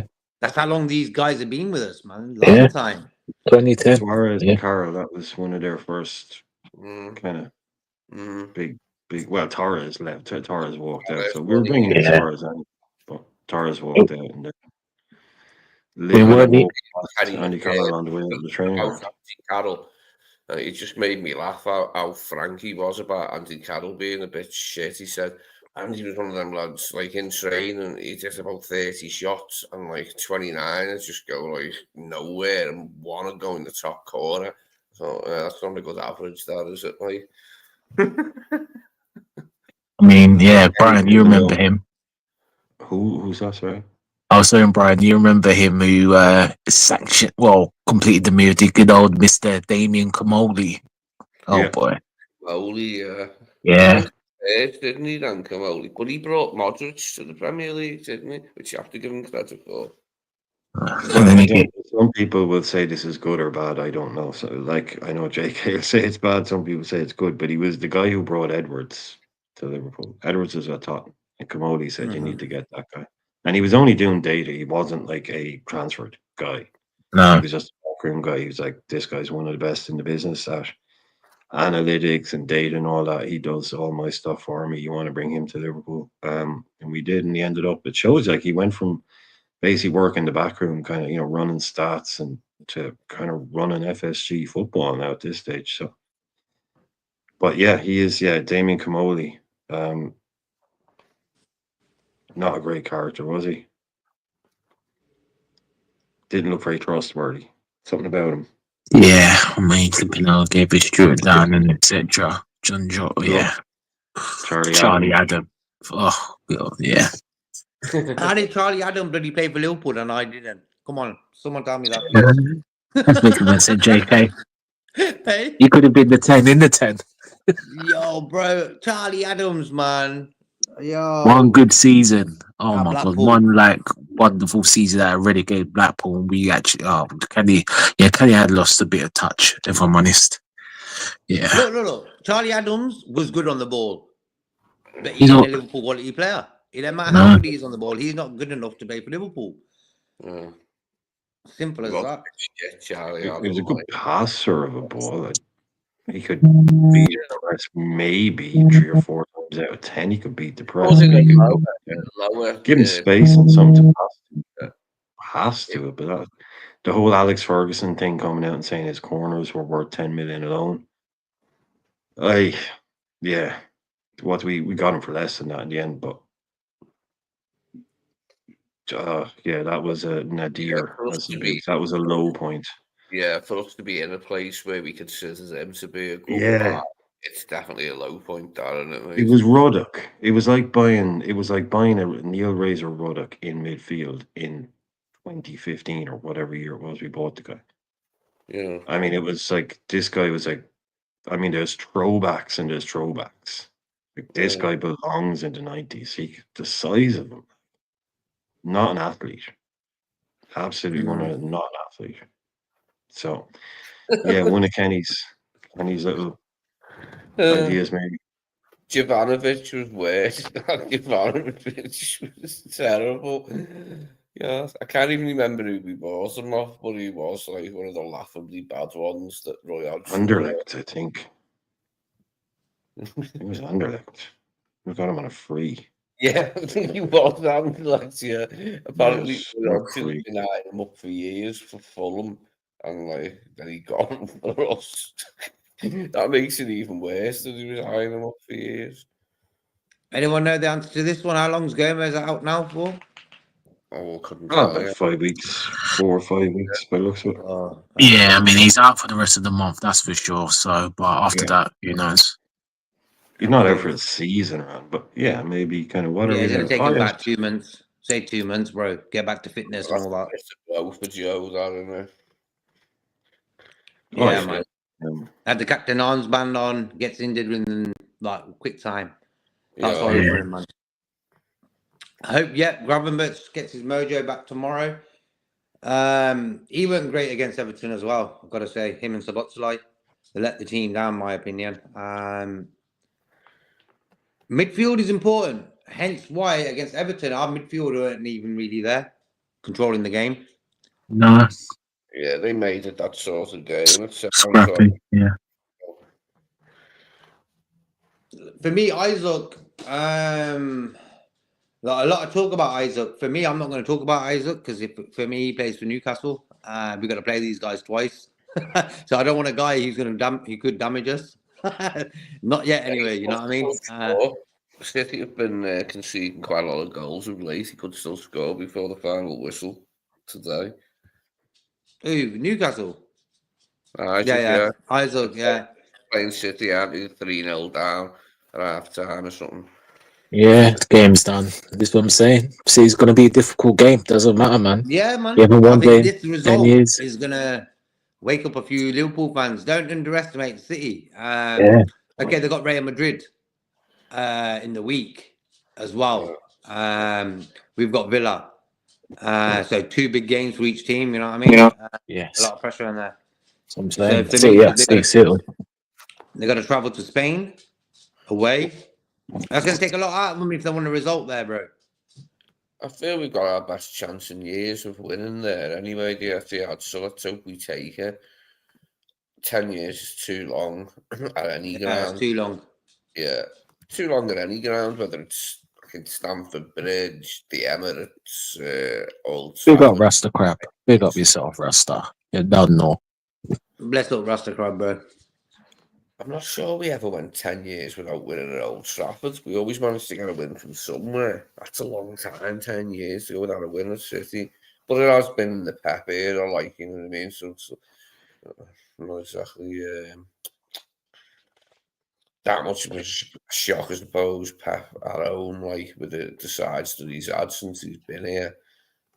10 years is still a long time. Too long for me. Let's hope we get that win anyway when we arrive there this season. Delante got a question for you, bro. Was that a foul on Konate for Everton's second goal? Well, yeah. I mean, look, Steve, you could classify that as a foul, but for me, it was 6 or 1, half a dozen. So yeah, you could give it a foul, but I mean, we've seen them in most games. So my problem wasn't that; it was the aftermath of what happened after that. Foul or not, we should have cleared the ball. We had opportunities to clear the ball. So As Rasta says, let's get the likes up. Could you hit the like button, people in the chat? That's Very much it. appreciated. Fozzie would appreciate it too. Yeah. Big up Rasta Crab from Brian. Okay, Nalanta, you want to take that one? Okay. And we now finish. Can't if you really get injured out for 2 to 3 games, touch or no? Well, I hear you, Steve. I hear you, but it depends. The games and depends. I mean, I think you're probably presuming. Obviously, Gomez is not there. Obviously, he's injured, and Kwanzaa, who's been a bit shaky. I mean, I get it, Steve, but if they're out for 2 to 3 games, I don't know, man. I don't know. I wouldn't necessarily say our title charge is over, but obviously it won't help, you know. But if it's 2 to 3 games, no, not necessarily, Steve. But fair enough. I hear you on that. You're relying We've got on it. Endo playing centre back, bro. Don't worry about it. You're relying on it because we were talking about this like with after that Plymouth game. That's just taken, even though there was no guarantee in the cup, but that's like any chance of certain players had we gotten, say, a handy draw in the cup had we gone through and we didn't get City like they did. You might have had some chances now, but those chances are now gone because everything we do from now on is either a cup final, Champions League knockouts, like the big boy stuff in the Champions League, and a title race. So the Chiesas, the Rios, the Neonis, people like that have lost all chance now of getting McConnell of getting starts in games for us between now and the end of the season, unless we have it wrapped up with 3 games to go, mathematically champions, already crowned champions. Then you can bring the kids in. That's the next chance. So the flip side to that is that also applies to the centre half partnership of Ibu and VBD. Where does their rest come? What games do you give them off? There aren't any. You don't. So they are going to have to be basically ever present now. Unless, like, what are you going to do? Start Kwanzaa in the League Cup final? Okay, cool, do it. You know, and even Joey Gomez, when he comes back, he's just going to be back up. It's not like, oh, now Joey can come in and play some league games. He wasn't going to play league games. He wasn't going to start in the Champions League. So we are 100% backing and relying on these guys now. Ibu especially, Virgil has a fine fitness record. Probably going to curse. You know, these boys are now going to have to play 98% of these games. Like, you know, even just say, oh no, the boys can get a rest. Let's play hypothetically. Ibu and VUD. Are you resting them tomorrow? No. Rest them against Villa? Nope. Rest them against Man City? Nope. Exactly. And it's going to be like that for the rest of the season. So the squad is tight, yeah. It is tight, man. You know, one little knock here, Ibu was out, and it's like, right, questions. Can we still win those games? Yeah, but it's our defense has always been like that. Lee's been saying it since day one. We just need a bloody centre half. Doesn't have to be 90 minutes. Oh, where is he going to play? Just centre half will be in this team now or in this squad. You know, not say he's fully fit or what, just that body that we know he's the guy instead of a Nalo. You know, that's I think where we are. It is very thin ice. It always has been with our back four.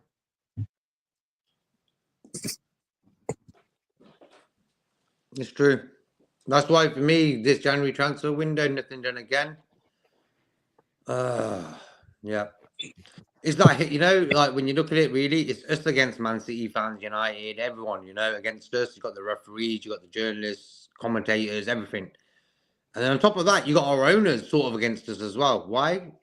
Have they gave us anything in the last 4 windows? But that's for another show, that topic.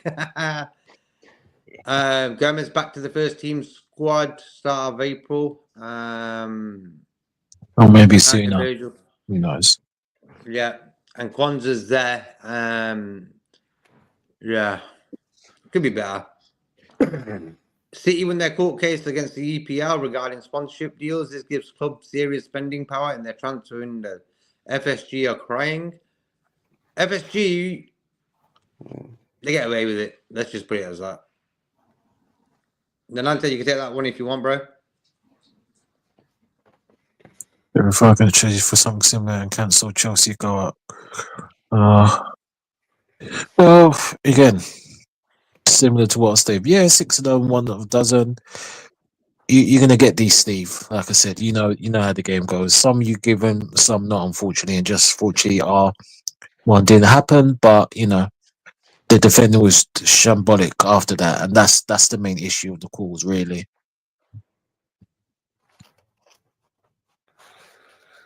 And Steve T. Brian Facts, Virgil, Kanate, one of them gets injured, we're doomed.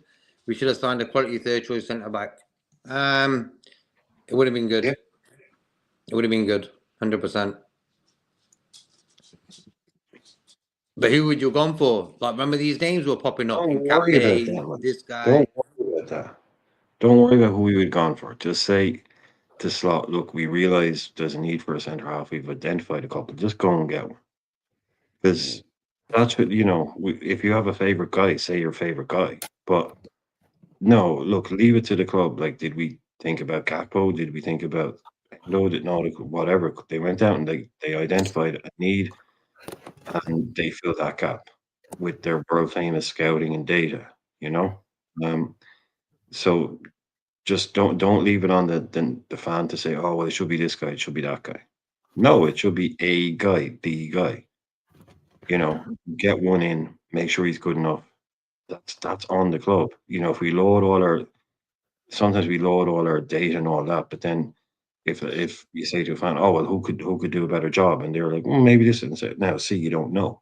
That's not fair. You know, it's the club is guys out there paid a lot of money to identify these targets. And like we always say, like I was saying the other night, the Zubameni thing. Don't tell me there's only one DM. Don't tell me that. Don't tell me he was the only guy you could have got. There's more out there. There's always 3 or 4 guys out there that, okay, maybe the numbers don't line up, the ability move, yada yada, whittles a few down, but you don't tell me there's still only, oh, well, it's this guy or nothing. So if we don't get him, we're just going to say, it's cool, we'll go with what we have. I think there's always a middle ground. You know, Endo was a stopgap. You know, he wasn't, that was a stopgap player. So, but now he's supposed to be irreplaceable. No, I don't get it. We could have made moves. We should have sold players to make those moves. When people talk size of the squad, even, you know, homegrown players, we should have aggressively made sure that not only did we get a bit of a clear out in the youth team, we should have made sure that we moved a couple of players out of the first team, which would have given us wages and space and all that.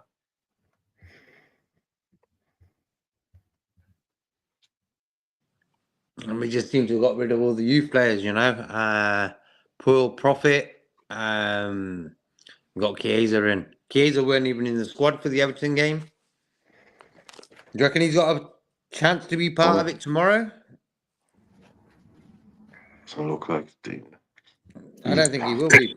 It should be, in my opinion. He'll be very disrespectful if he's left out again. If Yeah. I'm honest. Yeah. If Gakpo was out, then surely he'd be placed on the bench. Yeah. Chiesa can come on and do something, in my opinion. I think we've seen enough of him in the last few games. Sort of, okay, against Plymouth, he went great. But at the end of the game, when he switched sides, he looked better. When he went on the left, he just looked better. Like, come on, man, it's Wolves. Give the guy a chance, man, you know? Yeah, I'm having Chiesa involved somehow tomorrow. Like, no disrespect to Harvey Elliott and Curtis, but Chiesa's got more quality than both of them. You know, and what does Chiesa do a lot of when he's on the pitch? Shoots. There you go.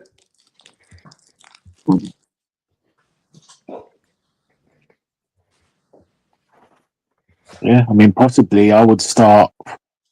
Harvey's just not in form. Otherwise, I'll possibly start Jones over Sobo. Yeah, but Jones is suspended, isn't he? Oh yeah, he's suspended, isn't he? Yeah. Yeah. I got, God, yeah. So Did he just get a 1-game ban? yeah, the 1 game. So yeah, all right. Well, Harvey's definitely not going to start. We know Jota's pretty much fit because he started the FA Cup game and played all of it, didn't he? So I don't see why. He's ready to go. He's ready to go. It just depends who Slot wants to pick. That's all. Well, he's going to actually. Well, I think we know where he's going to go. If Gakpo, he's going to go Jota over Nunes.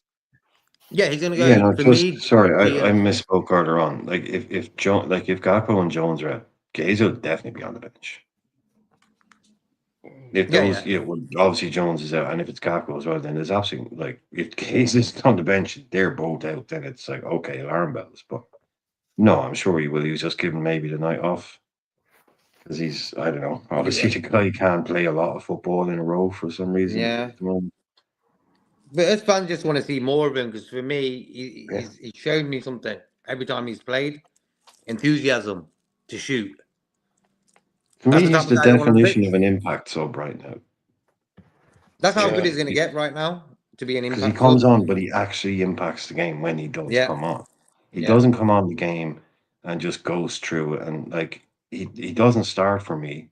But then when he does come on, he doesn't just kind of, it takes him 10 minutes to get into the game. No, it takes him about 2 minutes to start running at people and shooting. Yeah. So he's almost kind of the definition of an impact. So he does make things happen a little bit. Mm-hmm. You know, against a tiring team or whatever. You know, bring on him and Darwin, then you've got a guy running through the middle, you know, with pace and all that. If that works against what they're trying to do, if they're trying to come at you, and then you've got a Chiesa, they're great impacts that change, that do something different. But do you start them? No, because you're not going to drop Mo, right? So Chiesa ain't getting it. But I just like the fact that when Chiesa does come in, I'm not sure how long this enthusiasm lasts, by the way, if he keeps getting dropped. But at the moment when he comes in, he is super kind of hyped up and in a good way. Like you were talking about Jones coming on, getting a yellow card straight away and then getting sent off. Yeah, it's good to see the fight, but you know, in a different way, in a game-winning way, in a midfield way where you control and dominate with that fight and you keep it in check. You know, it's just with Chiesa, he has that ability to come on and just give someone maybe a guy that's been up against someone all game, and now they've got this little guy that just wants to come on and do everything at 100 miles an hour. It's good. It's good that way, but it is worrying the fact that he's in the squad, he's out the squad, he's in the game, he's out the game, he's on the bench, he's not on the squad. You know, it's very unpredictable that way.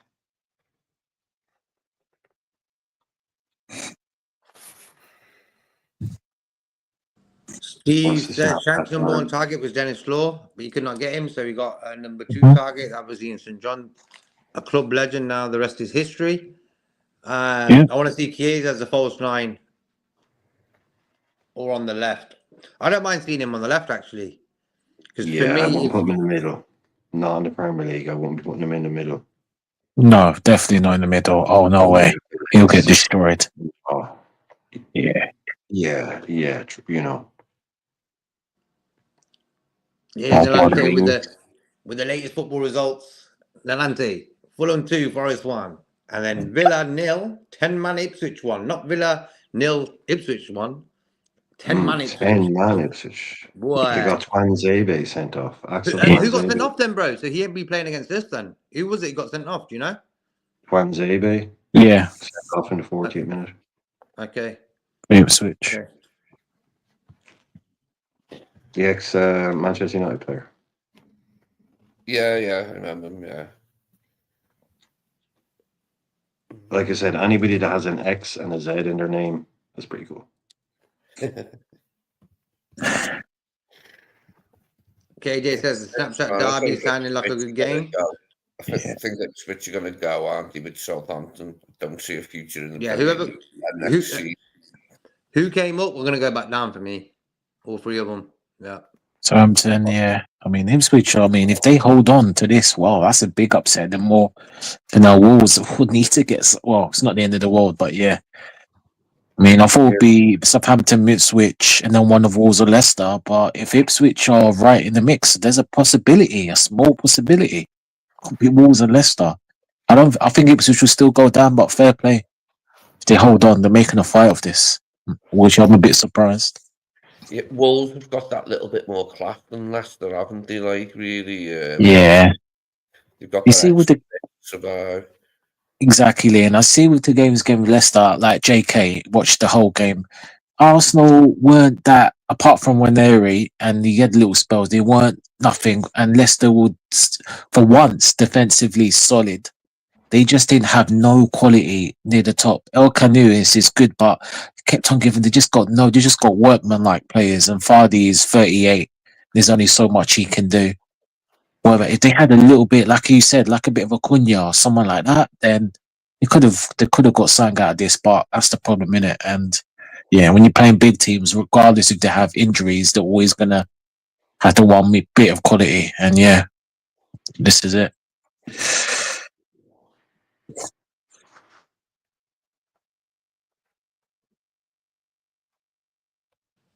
We all need a bit of win for art in that game, KJ. I need KJ to. I'm old, so I need KJ to elaborate and tell me with what and why. What is the Snapchat derby?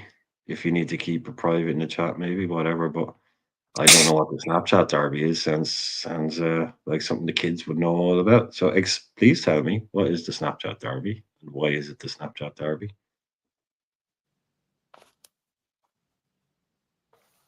Out of all the month's fixtures, Villa games have an honest skin. Nah, don't worry about that. We'll beat them. Yeah, that's for me. You could play Kiers as a false nine. That's the thing about Kiers, that he can play in numerous positions. He's going to be like a January transfer window signing. Like, come on, man, give the guy a game. You know, like tomorrow, Jones ain't going to be in the squad, so there's this little slot there for him to do something. You know, so we sort of know what the team we're going to go with tomorrow. Alisson in goal, yeah. Trent, Canate, Virgil, left back. Who are we going with? Well, a Simicast lot or of Bradley Robertson? shouts. There's a lot of Bradley shouts. I don't know if it's necessarily Trent, but I'd go Trent anyway. Oh, I'm Two choosing Trent boys as were well. going for Bradley. You didn't know what slot would go with JK.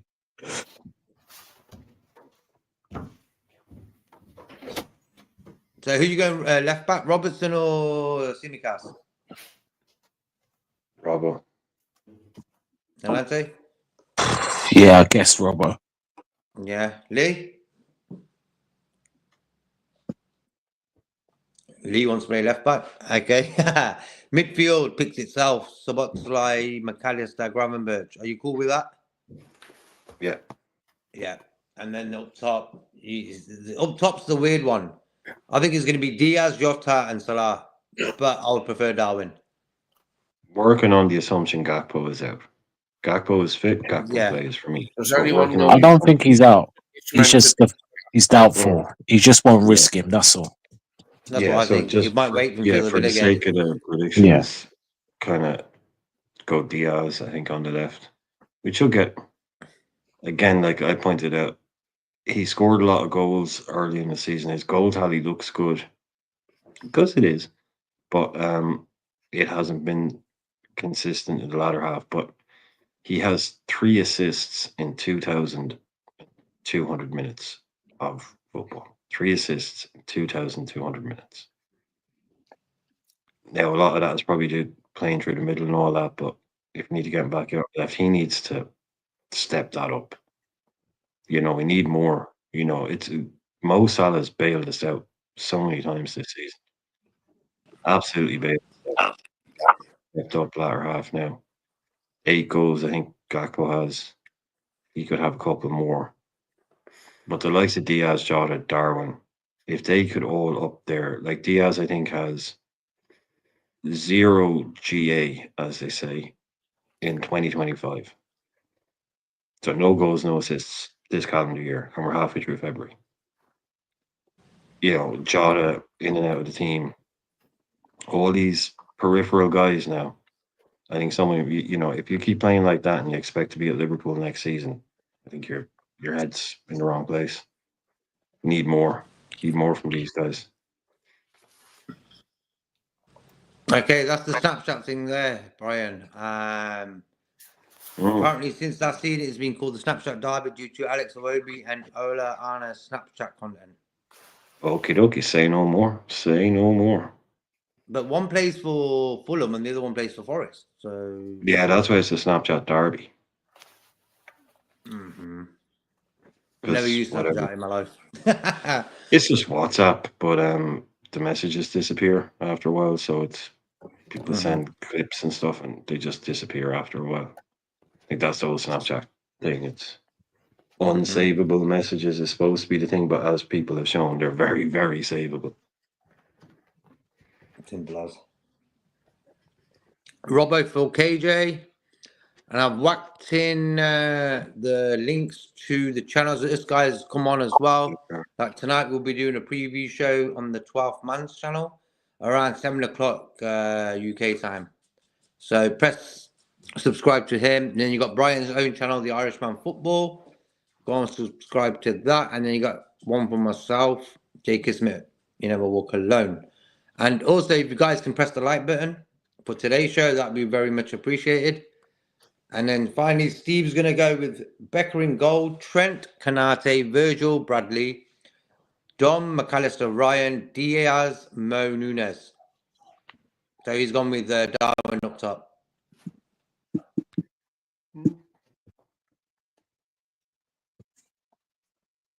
Villa back to 1-1. Okay. Villa back to 1-1. Yeah, 20 minutes left or so, you know.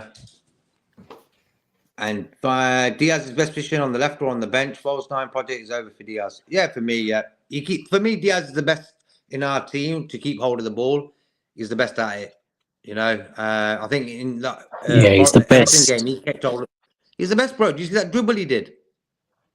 And Yeah, did he you did. notice that no yellow card was given to the guy who sort of clattered him one, and he was Mm, sort of off balance, but he carried on. Did you notice they got away with a lot of yeah, things? Even what's his name, Idrissa Gueye, bro.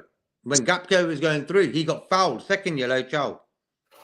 So these refereeing decisions did cost us in the long run. That's what I'm saying. I'm not against referees all the time, and because for me the team has to get the job done. But these referees don't really help us in any way. You know, Idrissa Gueye for me, second yellow, chow. Gapco's going through then. You know. Okay, yeah. guys, we're gonna wrap up the show for today. Great having you guys on the show, Brian, Lee, and Nalante. Also, the guys in the chat, very much appreciated with all your football knowledge as well. So we're looking forward to the game tomorrow. Do you guys want to say anything before we leave, Brian? Just see you all on 12 fan later if you're around. Go on, there's nothing else happening. That's cool. And Nalante? Oh, just big up to the chat also, man. Yeah, like Brian says, go join us up between after 7, 12, Liverpool 12th man. More discussion about the game. Let's keep the faith and peace. Lee? Did Villa manage to bring anybody in before the window shut? You know, after they sold Duran, did the window pass Yeah, they by? brought the guy from Dortmund, Marlon. Oh, They got the guy Marlon. from PS. They got the guy from PSG, bro. Asinio, who used to play for Real Madrid. They got him in. So they got Really him don't in. mess around. Yeah, they got Got him in. Marcus Rashford. Yeah. And Oh, Rashford, yeah. oh god. Yeah, I was wondering if they brought anyone in on deadline day that I missed. And they Yeah, brought right Rashford, back. bro. He was the big one. He was the big one. So they They're got the doing players all right. in, bro. I hope they get a good draw in Europe so they can go further. They can go one stage further. That'd be good to see. As long as yeah, they let us win against them on Wednesday, yeah, I have no problem with that, it's a bro. tough game when we get down there. Like, we'll have to just take it on, won't we? Like all the other ones.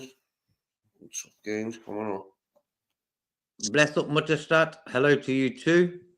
You never walk alone. Guten Tag. Okay, guys, we'll catch each other later on the 12th man show. Lee, do you want to say anything before we leave? A little song, maybe, for the fans? Thanks, mate. No, I do remember Mutterstadt from haven't seen him for a while, but I remember the name. Hello there. Do you remember it back in the days, bro? Flash from the backs. Diaz gets a lot of abuse from our clown fan base for underperforming as a false nine. Look, bro, like I'm not gonna say his wages are the main reason. The guy's on 25 grand a week. He takes home, you know. The amount of effort he puts into our team. Carry on, bro. Like for me, playing that false nine, yeah, probably not. But for me, when we need a guy to hold the ball, he's that guy.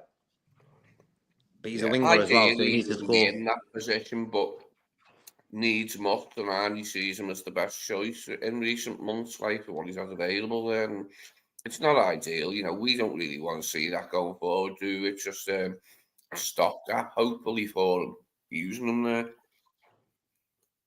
Just to finish off about that, about our fan base, what annoys me sometimes is this. These guys who are in the squad have together got us to where we are right now. You know, if we were 5th, 6th, 7th position, carry on, everyone. Diss every player, carry on, you know. But right now, we're top of the league. And these guys, whoever it is, Darwin, Jota, Simicas, you know, they've all sort of got a bit of this, that, and the other against them by fans. You know, Yeah. there's a time to criticize. And right now is the least time to criticize. Why? We're past the halfway stage of the season. The January transfer window is done. We never bought no one. And then on top of that, we've got a lot of people against us. No one likes Liverpool Football Club. You know, you can hear it from the commentators yourself. Rio Ferdinand the other day was an Evertonian. It was as simple as that. So we've got all these factors against us. Us fans need to chill on the taking the piss out of their own players. Let the season finish, and then you can say what you want about these players. Because until then, these guys are playing for us, and they're the guys who are trying to get us that league title. And big up Bargin Reds TV. Hope you're cool. Big up Reds, Mons, big up the whole crew. Go check and like and subscribe to the channel. Doing big things over there. Big up, Agent. Big up Bargin, man. Okay, guys, great show. See you soon. And yeah, on the 12th man show tonight, 7 o'clock UK time. Peace. Bye. Peace.